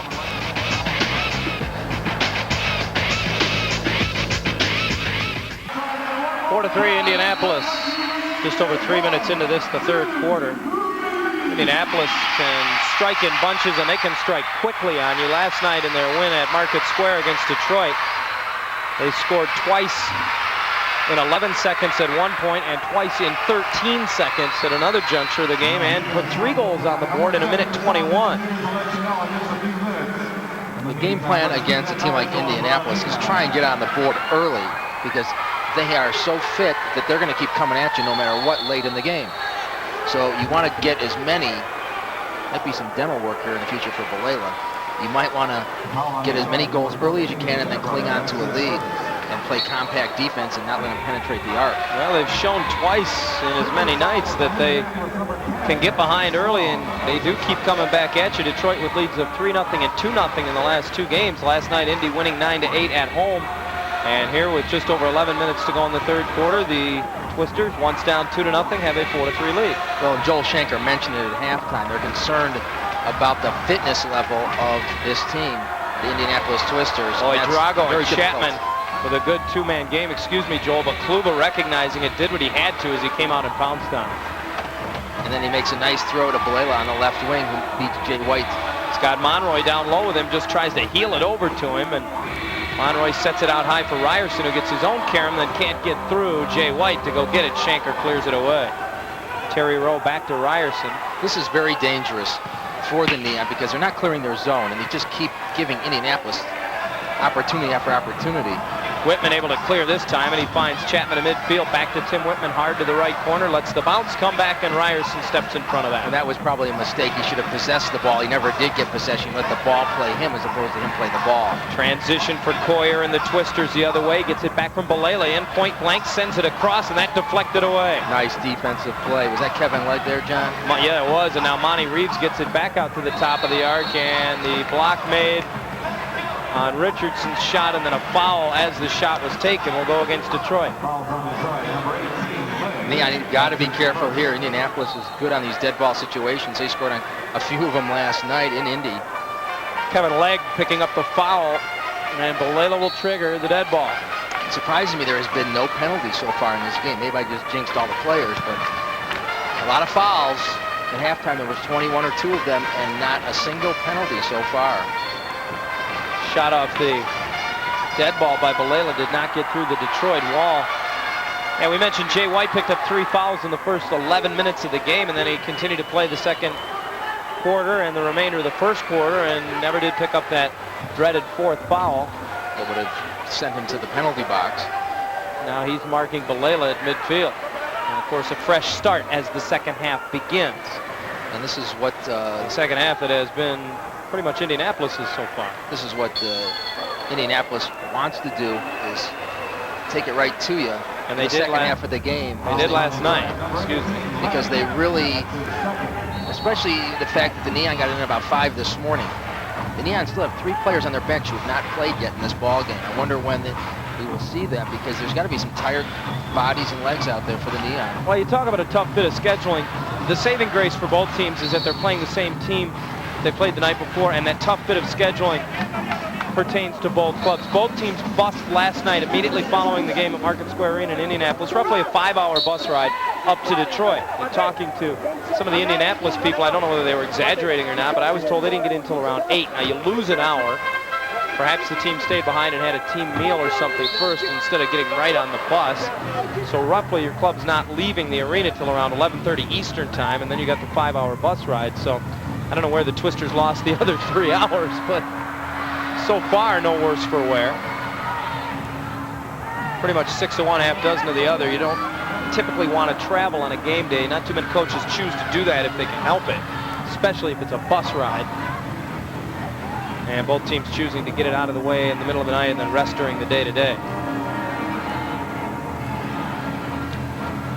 Jorge Espinosa's philosophy is different than a lot of coaches. He's going to play everybody he's got. They'll all play. He likes to play with 3 different lines offensively, and that way he keeps everybody with a certainty of freshness about them. They get a lot of breaks, and they get to play a lot, and it keeps everybody happy and fresh. Ball out of play, returned by a patron here at the Palace. Unlike baseball, you don't get to keep the foul balls in indoor soccer. A giveaway by Kluba, and Kenny Snow deflects it towards the goal, is then tripped up by Kluba, who will be given a blue card. And John Kluba, whose aggressive nature to join the offense, cost him that time. And Joel Shanker's complaining he would like to see a shootout here. A shootout, exactly. Kenny Snow had a half a step on it. And Kenny Snow had the ball, and then he banged it off the glass, and Kluba had to do what he did there, which was dive for the ball and kick at it, because Kenny was by him. I believe he's going to get a shootout as well. And Kenny is taking 3 hard knocks so far this evening. And now he's going to take a shootout. And he needs to put this in for the Neon to tie the game. Well, he did exactly that a week ago against Seattle in this building, in a goal that put Detroit ahead and ahead to stay in that game, and an eventual victory over the Sea Dogs. And now the former teammates will go mano a mano in a shootout situation. Kluba struggled with these a year ago for Indianapolis. And Kluba's still pleading his case with the ref, but I think it's over now, John. I think you're going to get a shootout coming at you here. Snow will have 5 seconds to kick the ball. And the refs are trying to get Jorge Espinosa to put somebody in the box. They have to have a player in the box, and the scores he play comes out immediately. But if Kluba's able to stop Kenny Snow, then the player will remain in the box and serve out a 2-minute penalty. And of course, being that it's the keeper's blue card, they need to put someone in there other than the player with the infraction, and Mike Sloan gets the dubious honor. Kenny Snow 1 for 1 this season in shootout situations. Going for his 20th goal of the season here is Kenny Snow. Nearly a false start by the Indianapolis defenders. Now the whistle blows. Kenny Snow turned away by Klub as he went straight at him. Now it's a Detroit power play, the first of the game for either team. Last night, Detroit was 0 for 3 on the power play against Indianapolis. They come into tonight's action now 5th in the CISL at 44%. The Indianapolis penalty kill 6th in the league at 59%.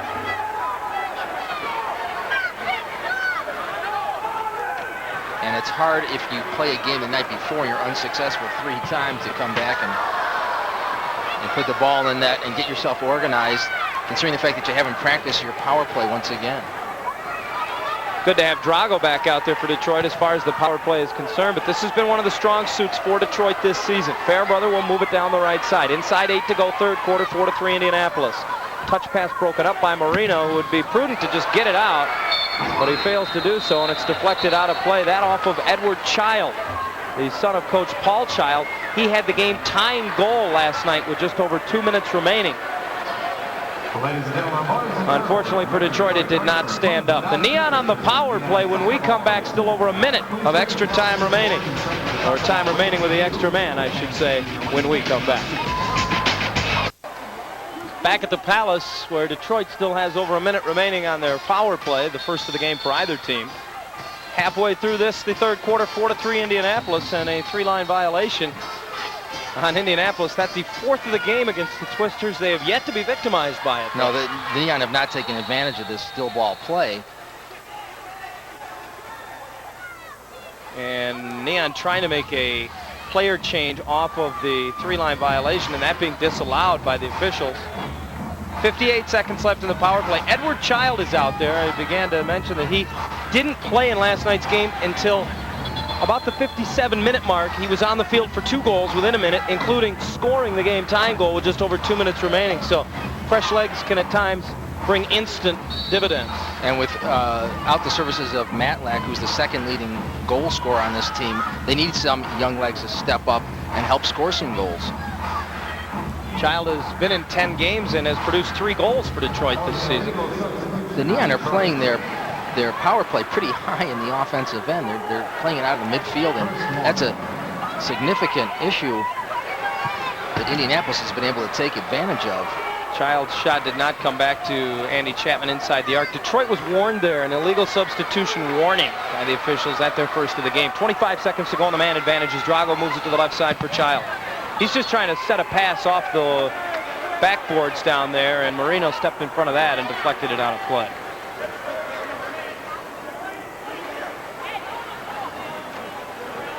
Last night, the game's only power play goal was the difference in the game, as Indianapolis prevailed by 1. Drago and Fairbrother work it out high now, 10 seconds left in the power play. Child sends it straight away. And now top of the arc, Chapman turns, got it low, and that was blocked. In his line. And a foul as Chapman was spilled with 3 seconds remaining in the power play. And Andy is limping, and you can see that took a little bit out of his ability, perhaps, to play strong. You know, he's gone through a lot of injuries this year, John. He's a tough guy. Twisters being shown where to set up the wall, and they just weren't able to creep their way back. Fairbrother off the free kick, scores anyway. And their wall looked very strange because it wasn't a straight line, was it? It was staggered, and you have a staggered line like that, and the ball is going to find a way to go through, and Ian found it. Second goal of the season for Ian Fairbrother, and that's the opportunity that they've had 4 times, and you can see the wall is very staggered. It goes off of Ryerson and in. Right where the gap was as well. You could see that Fairbrother was shooting for the gap, as you mentioned, not a solid wall, and he found it, although Ryerson stepped in and got a piece of it. Fairbrother has a power play goal, and he's telling Kevin Legg, the opening looked like a garage door to me, and I just drove it right through. Well, and as a shooter, that's what you're looking for. Any opportunity, any space, he takes advantage of it, banks it off of Ryerson into the net, and the 4th time was a charm. 4th 3-line violation by Indianapolis, and Neon finally take advantage, and it's all 4s on the board as well. 6:25 to go, and long over the top. Chapman takes the pass out of midair, and that's why they call him Superman, as he deflects it out of play. And there's Josh Epstein celebrating his 7th birthday. There's his mom. His favorite players are Ian Fairbrother, Andy Chapman, and of course the kid favorite Drago. And Kluba has to come out and swat it away from one of the favorites as Chapman was loose down low. Brand new game at 4-4. The Neon finding themselves battling back of late, but they keep tying it up. Here's Sloan, top of the arc. One of the few shots P.J. Johns has seen in a while. Didn't have much on it, and he makes the save easily. Crowd starting to get into it here at the Palace. And Whitman telling P.J. Johns to get into it as he motions him up to join the offense. Johns sends it low on the carpet all the way into the Indianapolis end and then retreats to his goal. Jay White's long shot low, deflected wide of everything. Crawford loses it on the far board's leg, gives it to Jay White to the near side. Andy Chapman just missed. That had a little pace on it. It did. He went for the near corner up high. Terry Rowe spilled in transition the other way, and Mariano Balela calling for a blue card that he does not get as Rowe tumbles to the carpet. Terry Rowe working the ball out of the midfield. As you can see, he's now going to post up and look for a ball into the corner here, served by Balela.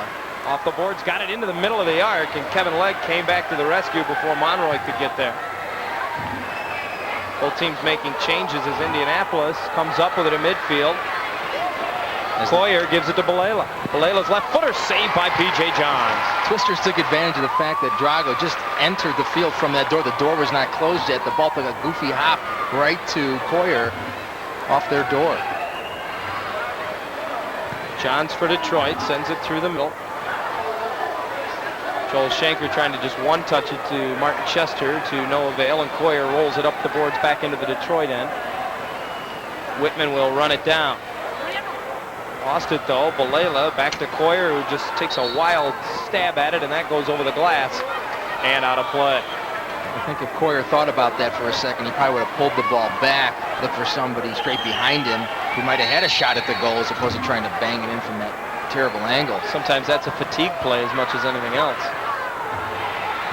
Fairbrother, whose goal just tied the game, loses it to Monty Reeves, who plays it around the boards around him. Martin Chester to the rescue, though, runs him down on the far side.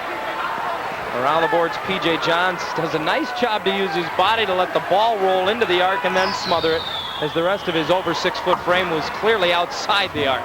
That shows you how much experience, or how an experienced goalkeeper would handle a situation like that. Eric Prex joins the Neon lineup for the first time this evening. And he's been a productive member of their team in the limited minutes he's played. He has played in 9 games, has 3 goals and 2 assists. Much like Edward Child, who we mentioned earlier, in 10 games has 3 goals and a helper. Drago through the middle to Kenny Snow, grabbed off by Kluba. And that's what Drago can do for you. Find the open man and create a quick scoring opportunity for his team. Coyer rags it back for Matej Kazul, who will use his keeper Kluba to spread the field. 3.5 to go as Kluba goes long over the top outside the arc. P.J. Johns can only head it away. Alejandro Marino being marked by Davis. Sends it low for Mike Sloan, using his body on Eric Prex. Battle continues along the boards. Prex squirts it free. It came to Blackburn, but then Prex came back to the middle of the field, took it away, and clears it. Nice play by Prex to get the ball up to midfield there. He had pressure. Chapman trying to leave it for Drago, taken away from him, but Drago tackles it away, then tries to get up and take it away from Blackburn, and players strewn all over the place as Blackburn goes down. That's a foul against Detroit. Here in the background, Paul Child working the officials as Jorge Espinoza leaned over the bench and was in the official's face for quite a while. Ball belongs to Indianapolis, though, and off the free kick, off the boards, off of Fairbrother and in, but they're going to wave this one off. And I think that's Blackburn, who looks injured down there. He was tangled up, and I'd hate to be tangled up with Dean Fairbrother. He's a wide body, and he's got some elbows on him. This is a foul the Twisters wish had not been called, though. Fairbrother called for the foul, and the ball off the boards came back. I couldn't tell whether it hit Ian or whether it hit Jason Davis and went in, but it went off a Detroit player and into the goal, but no goal. And this is a dangerous situation once again because of the corner play for the Twisters. Richardson off the carom, sent it to the far post, but out of the reach of Sloan. Stepping in is Kazul, and he sends it wide of the mark. Twisters applying their pressure once again. Neon unable to clear the ball effectively out of their own end and take possession. Marino tried to jam it in front, blocked by Fairbrother, who then blocks Richardson's shot all the way to midfield, and Kazul inadvertently puts it over the glass and out of play. And officials timeout on the field. 2:27 remains in the third quarter, all even at 4, the Detroit Neon and the Indianapolis Twisters. Trying to stay cool at the Palace, all even at 4. The Neon and Indianapolis Twisters. 2:27 remains third quarter. These two played a 1-goal game last night and don't appear as if they're going to separate themselves from one another too much more than that tonight. Detroit once had a 2-goal lead. Other than that, it has been a 1-goal game all the way. And coming into this ball game, we all expected a low-scoring and close game. Although last night's game, there was some explosive offensive action with teams scoring goal one after the other in quick repetition. Yeah, a game that ended up 1-goal game. Detroit once led by 3, Indianapolis once led by 4.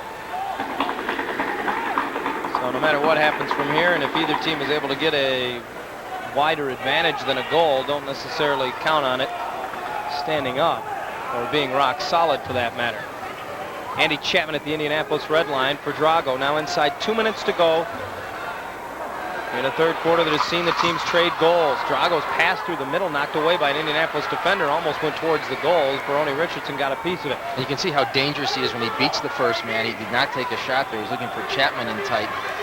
When he beats the first man, he's able to penetrate and causes other defenders to leave the players they're marking, come to him and try and take the ball. Whitman trying to get it to Drago. Monroy broke it up and then gets it back from Balela. Sends it up the right side, and back comes Terry Rowe. Sends it to the top, but Jay White coming back, broke it up. Ryerson steps up, gets a good piece of him, sent it towards the goal, and P.J. Johns clears to midfield.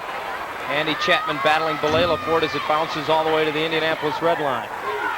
Turns off the board, sets it across for Whitman, waits for it, shoots it wide of everything. You can see Chapman doing the simple things and the little things right on that play. He turned with the ball and shielded it so well, and then was able to get a ball all the way across to Whitman, who had a shot at goal. Balela ahead for Monroy into the Detroit end, off the boards, and P.J. Johns smothers that. Inside a minute now to go in the third.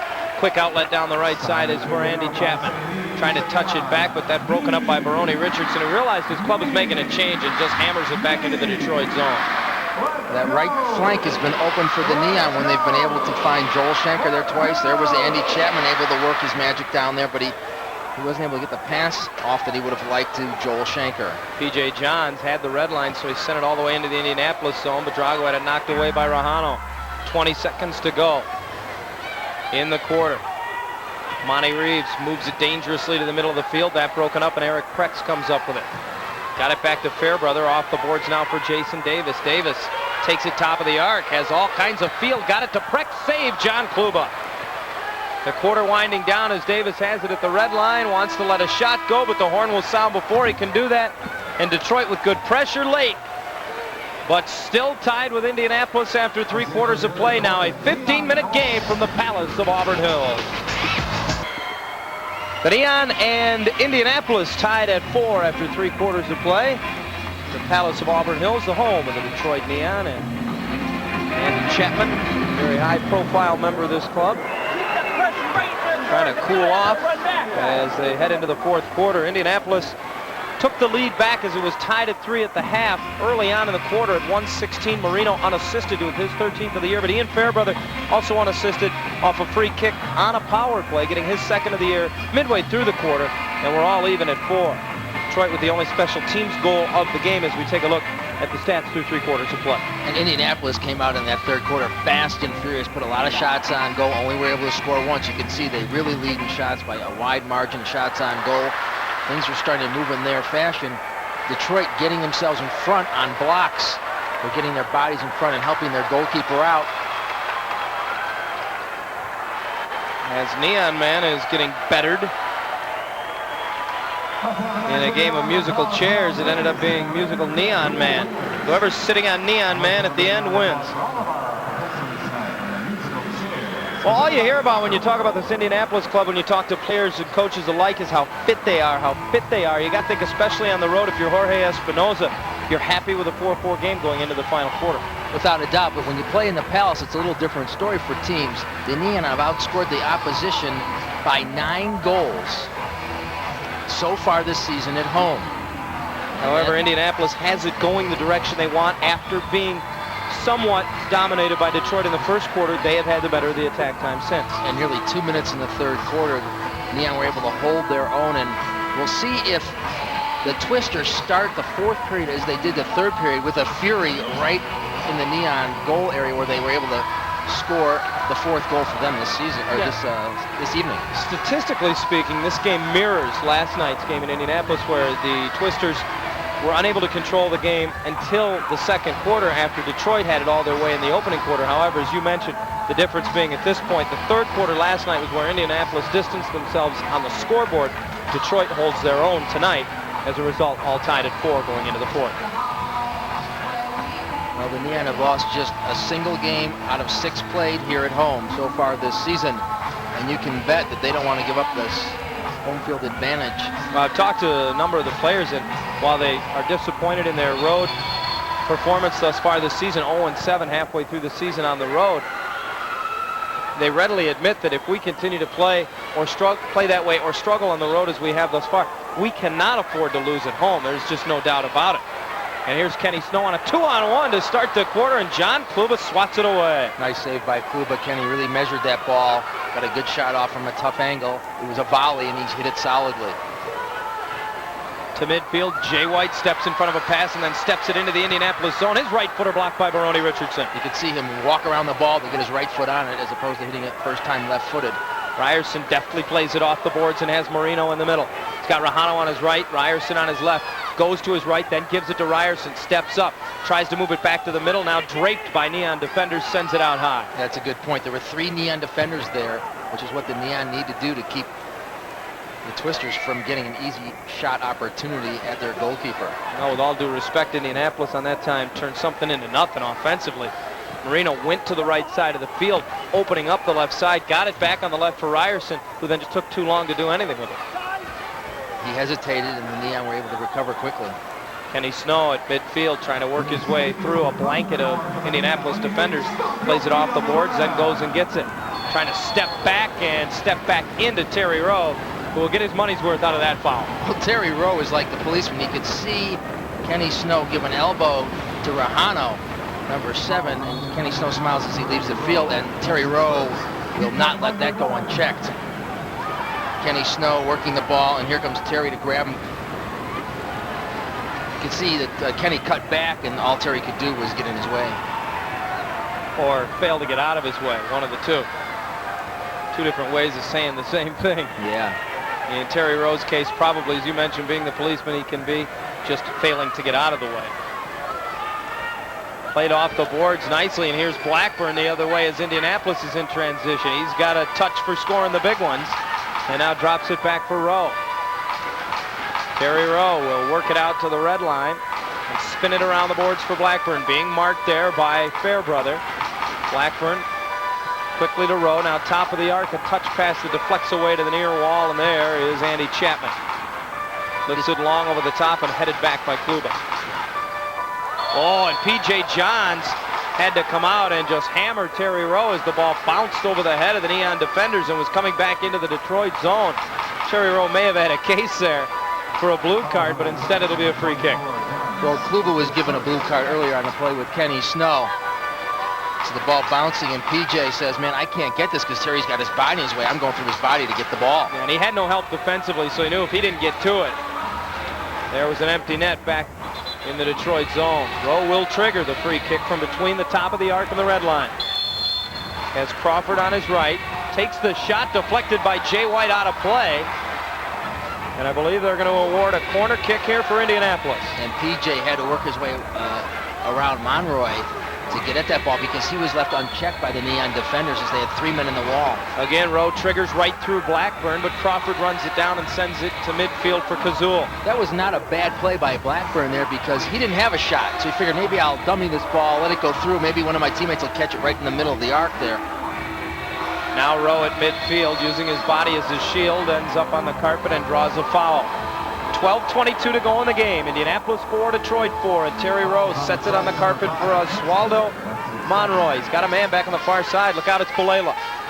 Mariano Balela gets it to the top of the arc. Right footer deflected and blocked out of play. They rule it'll go off an Indianapolis player, however, and that'll give possession to Detroit. The last time the Twisters were in this building was their first game ever in their franchise history, and they looked like a bunch of dough with their eyes caught in some headlights. Their eyes were as big as saucers. They'd never seen anything like the Palace, some of these players, but they've adjusted to the CISL quite well as they're showing themselves here. Kenny Snow playing it off the glass and out of play. I think Indianapolis was truly an expansion team 14 games ago when they came into this building. I think half a season into their initial campaign, it's pretty hard to put that tag on this club anymore. Well, there's a lot of teams in this league who fear playing Indianapolis because they are a relentless side, and there's another three-line pass, the fifth one of the ball game against Indianapolis. They're a relentless side. They've got a very experienced coach, Espinoza, who played for the Chicago Sting in the MISL. Well, and as you mentioned, though, they're young. They don't have any superstars, and maybe it's some of the mental errors that are starting to catch up with them now. As you mentioned, their fifth three-line violation. That's something that can easily be controlled, and yet it continues to haunt them here tonight. But again, they survive. Right, but if it doesn't make a difference unless the Neon take advantage of it, which they've done only once out of 5 opportunities on those dead ball situations at the top of the arc. Balela in the Detroit end now gets the pass back across the top of the arc and just controls it. But Indianapolis does a nice job attacking. They're patient with the ball. They keep the ball on the ground, and they keep working for their teammates, running into open spaces and trying to receive a ball. Balela double teamed, gets help from Marino along the boards, but Marino is called for the foul as the crowd here at the Palace gets the wave going. Ball bouncing back into the Indianapolis zone. A good crowd, as we've mentioned on a couple of occasions here at the Palace. Snow trying to get it to the middle, but Monty Reeves knocks it away. John Kluba way out of his net, just hammers it into his own bench again. He's done that a couple of times tonight, but was in a bit of no man's land there. The ball quickly put into play. It was deflected out by the Neon, right into Espinoza. Espinoza working the officials right now as he is upset with the ruling that the ball was put into play too soon. Wanted his team to get going. Now they'll start it out with Ryerson and Kluba spreading the field. Kluba on one hop to the Detroit red line. That broken up, and Drago trying to play it back up the boards for a sprinting Jason Davis. However, Baroni Richardson takes it away. Heel spins it back, and trailing the play is Marino. Spins it into the Detroit arc, and a foul on Jason Davis. Davis better be careful because at this stage of the game, you cannot give up a blue card. He's complaining, and he's showing up the referee by making a big twist and turn there. Alley gets over the mental strife of it all and gives the ball back and remains on the field. Marino put the free kick in, and that off of Drago, just held his ground right there. Ryerson heads it to the far boards. Flying in is Rahano, and everybody just getting out of his way. He missed the ball, and the ball one hops over the glass out of play. He was a man on a mission. And everybody saw him coming, too.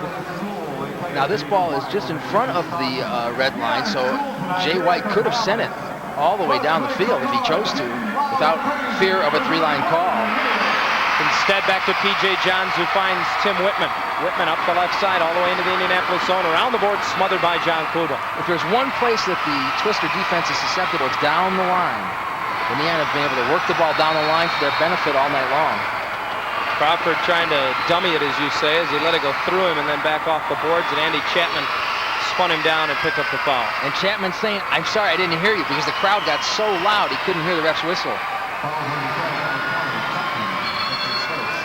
Little gamesmanship there by Chapman, perhaps. It is loud down on the field, but when you've been around as long as Superman has, you know all the tricks. And he's going to set the ball for the opposing team? I don't think so.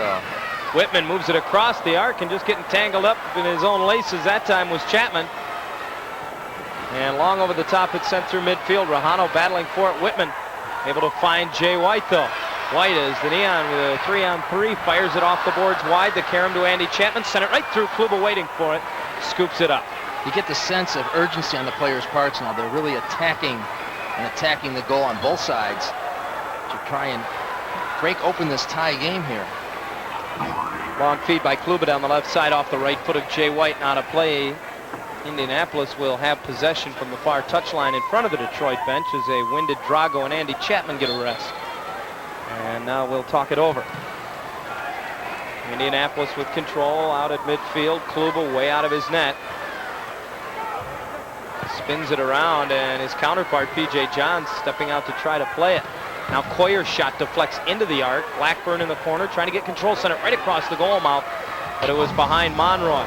Ryerson given a rough ride on the boards, and the Neon in transition as they come up with it. Here's Joel Shanker ahead for Kenny Snow. Waits on the left wing. Shanker will spin behind him. Snow now doesn't see anything develop, so he feeds it to the center circle for awaiting Ian Fairbrother. On the carpet to Davis, tried to heel, spin it back, and did not find Snow with that. And Davis crawling at midfield as Blackburn controls for Indianapolis. The paying officials at the Palace disagree with the no call, and now they'll get a call as Marino dumps Jason Davis, who's had a rather tough shift, on the far touchline. It's starting to get real dangerous out there. The refs need to keep tight rein in this game so it doesn't get out of control, because these two teams are fighting for 5th place. Something about playing the same team twice in 2 days. I don't care who you are. You might be the most mild-mannered teams in any sport. Rivalries tend to develop. And the loser goes to the cellar of the Eastern Conference. Now it comes right into the arc, and Marino turned away as P.J. Johns came out to cut the angle. Nice play by Kazul there to get his head on that ball. If he did not, it was Kenny Snow going against John Kluba mano a mano. Put it in the Detroit bench, but that's fine. That'll buy him some time to get back behind Snow and the rest of the Neon offense. 8:10 to go, 4th quarter. A 4-4 tie. Only 2 goals in the second half, 1 for each club thus far. Last night the teams combined for 17 markers. Only halfway there tonight. Balela down the right side for Reeves, who ducks it to let it get ahead of him on the boards. Has Rowe with him, spins it around the dasher, but P.J. Johns is waiting for it. Scoops it ahead for Kenny Snow at midfield, trying to stay ahead of Monty Reeves. This is Snow all the way to the top of the arc. He fell on the ball, and the inadvertent handball not called as Kluba comes out and gets it in again. The fans at the Palace wanted a call that they didn't get. Eric Prex intercepts at midfield and controls there for Detroit. Finds Kenny Snow. Has Drago with him as they work the left side, and they'll send it all the way back to P.J. Johns and then get to the bench for some fresh legs. Snow is tired. Chapman will come on for him. Kenny Snow had the opportunity. They kept the middle open for him.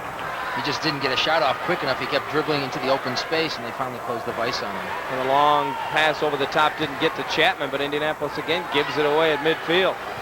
Matt Coyer through the middle, right through Sloan. Davis races after it and just knocks it away from Rahano. Sloan then gets it back, but P.J. Johns steps out and into it. I have to wonder about that. P.J. could have just stepped back and caught that ball. Instead, he decides to try and play it out one touch, and Indianapolis retains possession. Oh, Rahano setting up Richardson, who's turned away. Baroni gets it back and has a weak shot off the dasher that P.J. Johns grabs off. Now down the right side for Chapman. Andy sets it to midfield. We really have end-to-end action going on now. Both teams attacking the goal. Not a lot of midfield play, not a lot of slow play in the midfield. It's sending the ball down quickly and trying to get a quick scoring opportunity for your team as the clock winds down. 6:20 to go in the game. Whitman moves it to the middle, trying to post up with Chapman, and a foul called on Matej Kazul will retain possession for Detroit. And Andy Chapman, who broke a couple of ribs earlier on this season, seems to favor them a little bit as he gets back up. Whitman sending the ball to the post-up player. Kazul and Chapman have been battling all game long for position. Kazul doing a nice job, but gets the foul in that situation. Chapman takes the free kick, and Andy, a tough competitor, has never missed a game as a member of this club. Did not get his shot through that time. Richardson wins the battle along with Coyer on the far side. Coyer overled it, though, and Drago steps in front of it. Gets it back from Chapman, only to have it tackled away by Baroni Richardson. Now he just turns away from Richardson and loses it once more. Coyer and Kazul play it to the middle of the field for Rahano. Rahano 1-on-2, gets help as Indianapolis makes changes off the bench. Rahano's shot off the boards, bounces right to the top of the arc. The long carom just out of the reach. of Monroy coming off the bench. And you're right, up and down they go. Here's Fairbrother the other way. Long right footer, hard on net, and Kluba made that save. Richardson shoved in the corner. And I believe Baroni picked up the foul there. Detroit will have possession. Looks like a blue card on Baroni Richardson. Too many fouls in this half. They'll send him to the box. And that'll be the first time tonight, if indeed that is the case, that a player has picked up a fourth foul. Ref is waving it off, John. Ref is waving it off. The assistant ref, who keeps track of those numbers off the field, standing in the scorer's bench area. He held up a blue card. Then one of the referees from the field went over and discussed it with him, and they waved it off. Checks and balances, if you will. Corner kick by Fairbrother got through. Kluba deflects it away, and Richardson gets a foot on it. Away come the Twisters to midfield. Racing up the right side, Monroy, but Martin Chester with fairly fresh legs plays it back for P.J. Johns, who trying to left foot it, puts it out of play. 5:25 to go in the game. Maybe more. 4-4 in the fourth at the Palace, Indianapolis and Detroit. A 4-4 tie. They play 60 minutes in the Continental Indoor Soccer League, but tonight they might as well have just played 5 minutes and 25 seconds. 29-25, Indianapolis has the shot advantage. And a good crowd on hand here in Detroit tonight of nearly 9,000 at the Palace of Auburn Hills. And they be dancing right about now. Detroit third in the league coming into tonight's action in attendance, averaging over 7,000 a contest. That is about 1,700 over the season average thus far. This is the 7th home game of the year for Detroit. Ryerson's free kick came in front and was deflected off the crossbar. Yeah, Reeves deflected that ball. It looked like a thigh or a knee. Hit the crossbar off of Ryerson's shot. That's a long free kick as well. That one came off the near touchline, almost at midfield. Detroit dodges a bullet and now has possession. As you have these teams pressuring each other and getting all their players in the offensive end, both teams need to be aware of the counterattacking opportunities where you're going to spring 2 players versus 1 defender, catch 1 guy back, and be able to finish the game like that. Prex finds Snow, and his shot deflected away by Kluba. The wild rebound Fairbrother puts out of play and then gives a little extra bit of oomph to Rich Ryerson. And Kenny Snow was pretty upset with himself at this point. He missed a shootout, and that opportunity goes awry as well. He picked his spot. Ball ended up not going in, though, on a deflection. Good block by the defense of the Twisters. Well, Snow missed a shootout, but during the subsequent power play, Detroit did score, and that stands up right now as the goal that tied this game by Ian Fairbrother. But it's chances like those with just 4:50 remaining in the game that really stand out at you because they are so late in the game and could make such a big difference and affect the way the game is played. If either team gets behind here as Kluba's long pass is deflected into the crowd by Fairbrother, you're going to see a strategy change, because if it goes any further like that, the team that gets behind most likely is going to employ a 6th attacker. And that worked so well for the Neon last night in Indianapolis. They were able to score and score and score and tie the ball game late. But a goal right now would not obviously only affect the outcome, but it would definitely affect the strategy, unlike a goal perhaps early in the 3rd quarter that would make it 5-4. Jay White in the corner trying to bring it out of his own zone, double teamed, then triple teamed. And Monroy trying to spin it back to Terry Rowe, almost opened the field wide open right there. Terry Rowe does a good job of battling and keeping it alive, and draws a foul, I believe, he's called for the foul as he was pushing off. Well, that's an interesting call. I don't think I've seen that one before. He's got possession of the ball. People are putting their hand on his hip, and he's pushing it off.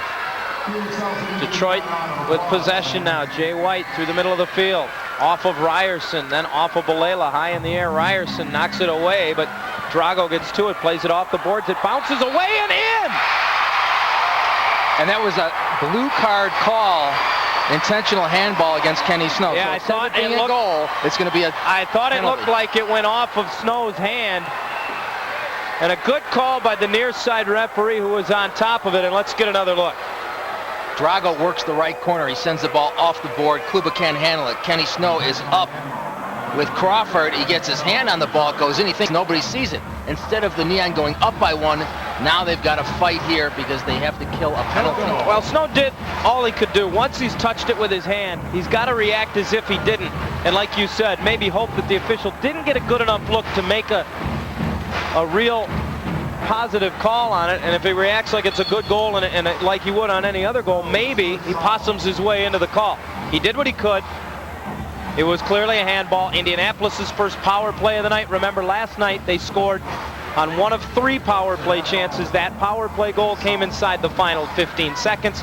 That power play goal was the game's only power play goal and was the difference in the game. Well, that was Kenny Snow a la Maradona against England, where he knocked that ball in his hand to win that ball game in the World Cup. For Argentina, Neon are 10th in the league in penalty killing at just 50%. Indianapolis only 8th on the power play as Terry Rowe tries to head it in, and then the foul called on Monroy, who was desperately scrambling to get to the carom and just decided to do-si-do his man in front of the goal. Neon have to be careful. They've got 2 men upfield. They're trying to kill a penalty. Detroit has scored a shorthanded goal this year. It came at Monterey. Balela finds Terry Rowe, tries to send it back over to him, but too much air on that pass. To the corner, Jason Davis, who has that shorthanded goal for Detroit. Spun it to the line. Marino knocked it down. Rowe sets it back to Balela, who will quarterback this unit. A minute to go on the Indianapolis power play. 3 minutes to go in the game. Balela at the top. Working it a little lower with each subsequent step. Now to Terry Rowe. His pass anticipated by Fairbrother, who deflects it on a hop into his own bench. Neon need to be careful of Marino here, number 9, because he had 5 power play goals for the Mexico Toros last year. They will talk it over as each team's specialty units try to bear down. Tied at 4 late at the Palace. Indianapolis with 47 seconds remaining on their first power play chance of the game. And a very big power play. Marino from the right flank has his shot blocked out. Balela takes it out of the air, deflected just wide. P.J. Johns grabs it off. And he really needed to grab that because Monroy was sitting on the doorstep if that ball was not stopped by P.J. Johns to bang it into the Neon net. Got it ahead for Chapman, who got the left foot on it. Kluba was waiting for it, though. And now 20 seconds remaining the penalty to Kenny Snow for the intentional handball. 2:23 to go in the game. Marino leading one final rush for the Indianapolis power play. Balela to Coyer. Coyer has it knocked away. Fairbrother up with it, and back come the Neon the other way. He'll just hammer it the length of the field. Kenny Snow's penalty winds down. He stands in the box ready to rejoin the play. As Marino plays it up the boards, he will come out of the box, and a foul on Jay White. Both teams full strength, 2:02 to go. The Neon dodge a big bullet. Ian Fairbrother coming up big for the Neon to snuff out the end of that power play opportunity for the Twisters. Neon dodge a bullet, John. Marino brings it to the Detroit red line, wide on the right side. Spins it back for Rowe, now to Balela, but anticipating that and stepping in front was Chester. Snow tries to spring him long over the top. Kluba comes out and heads it away. Well, that's a play where as a goalkeeper you have to make a quick decision. Kluba made a good one. Monroy and Balela along with Blackburn out there, and an interesting decision that Blackburn is out there at this juncture in the game, Joel, as a foul is called on Indianapolis. Blackburn, who scored the big game winner last night, suddenly put on the field with just under 2 minutes to go. They're going back to where they were successful last night with Blackburn. He also has a goal this game. I believe an illegal substitution warning on Indianapolis there. That's their first of the game. Detroit has also had one. Both teams make changes as the ball's put into play. Down to 1:35 to go. Jay White sends it down the near boards. Chapman waiting for it. Banks it off the boards. Chasing it with Kluba. Comes right to Shanker, and he put it right into Kluba. I don't think, based on the angle I could see from up here, Kluba was in front of the goal at all. But Shanker put it right into him, and Kluba serves it long down the left side for Balela. Balela spinning it back for Terry Rowe. Rowe working out of the corner would probably like nothing better than to victimize his old mates with a game winner. Instead sends it to Kluba at midfield. A minute remains in the game as he sends it in. Balela waiting in the right corner, sends it out high. Baroni Richardson steps into it and sent it across the arc. I think that was a pass, but it missed everybody by quite a bit. Drago races the other way. And Drago's trying to get one of his players to go to the opposite side, but he scores it. Drago, his first game back after a hamstring injury. Both players for the Neon are on the left side. He's trying to get one of them to move to the right side to create a triangle situation, which will give him the 3 options that he needs. But as you can see, Drago, he couldn't get it. He couldn't get it, so he says, what the heck? Klub is flat-footed. I'm going to put it right through his legs, it looks like. He couldn't get what he wanted. You could see him motioning, as you mentioned, and then when they wouldn't help him spread the field, he spread it himself. Exactly. He decided the right side's open, I'll take it, and sure enough. And he went right through Kluba's legs. Now there's just 47 seconds left. This will be a big victory for the Neon if they can keep the Twisters from tying this ball game late. Well, Detroit trying to victimize Indianapolis in a similar way that the Twisters did 24 hours ago to the Neon in Indianapolis. However, the difference being here with 47 seconds remaining, Indianapolis with more time to try to put the 6th attacker out there. It'll be Marino, and put him to use. Detroit had 11.9 seconds last night to try to make something happen, and really that's not enough time. And they've got plenty of time to get the ball in the net. Drago, who's been out for 6 games with a hamstring problem, had to be careful. He jumped so high after the goal not to re-injure the hammy here, I think. His 7th of the season is his first point tonight, and it sets off a celebration on the Detroit side of things. An unassisted goal at 14-13 by the bald one, and that is the difference in the game right now. 47 seconds stand between Detroit and their 6th victory of the season. And a big victory would be that Neon do not want to be in the cellar. They want to be in the playoff hunt. And this will keep them in 5th place as they go down to Houston if they can get a victory here. Paul Child putting the fresh legs of Earl Paris out there. A very defensive-oriented unit. He has, I believe, 1 forward and 4 defenders. Only has 5 defenders out there. He's got Davis, Whitman, Fairbrother, White, and Earl Paris. 5 defenders on the field against the 6-man unit for Indianapolis that includes 6th attacker Alejandro Moreno. Terry Rowe through the middle with Balela. Down the left side for Ryerson. Into the Detroit end, marked by Davis.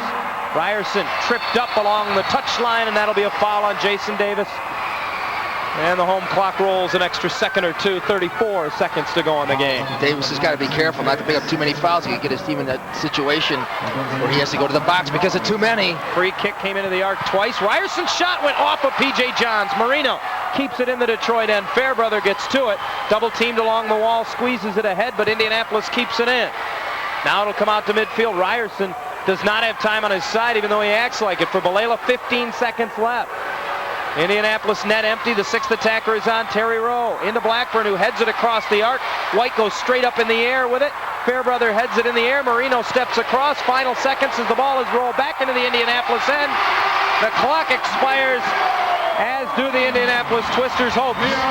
A goal by Drago with 47 seconds remaining has given the Detroit Neon a victory tonight, and these teams will split a home-and-home series over the course of 24 hours. The final score tonight at the Palace of Auburn Hills, the Detroit Neon 5, Indianapolis Twisters 4.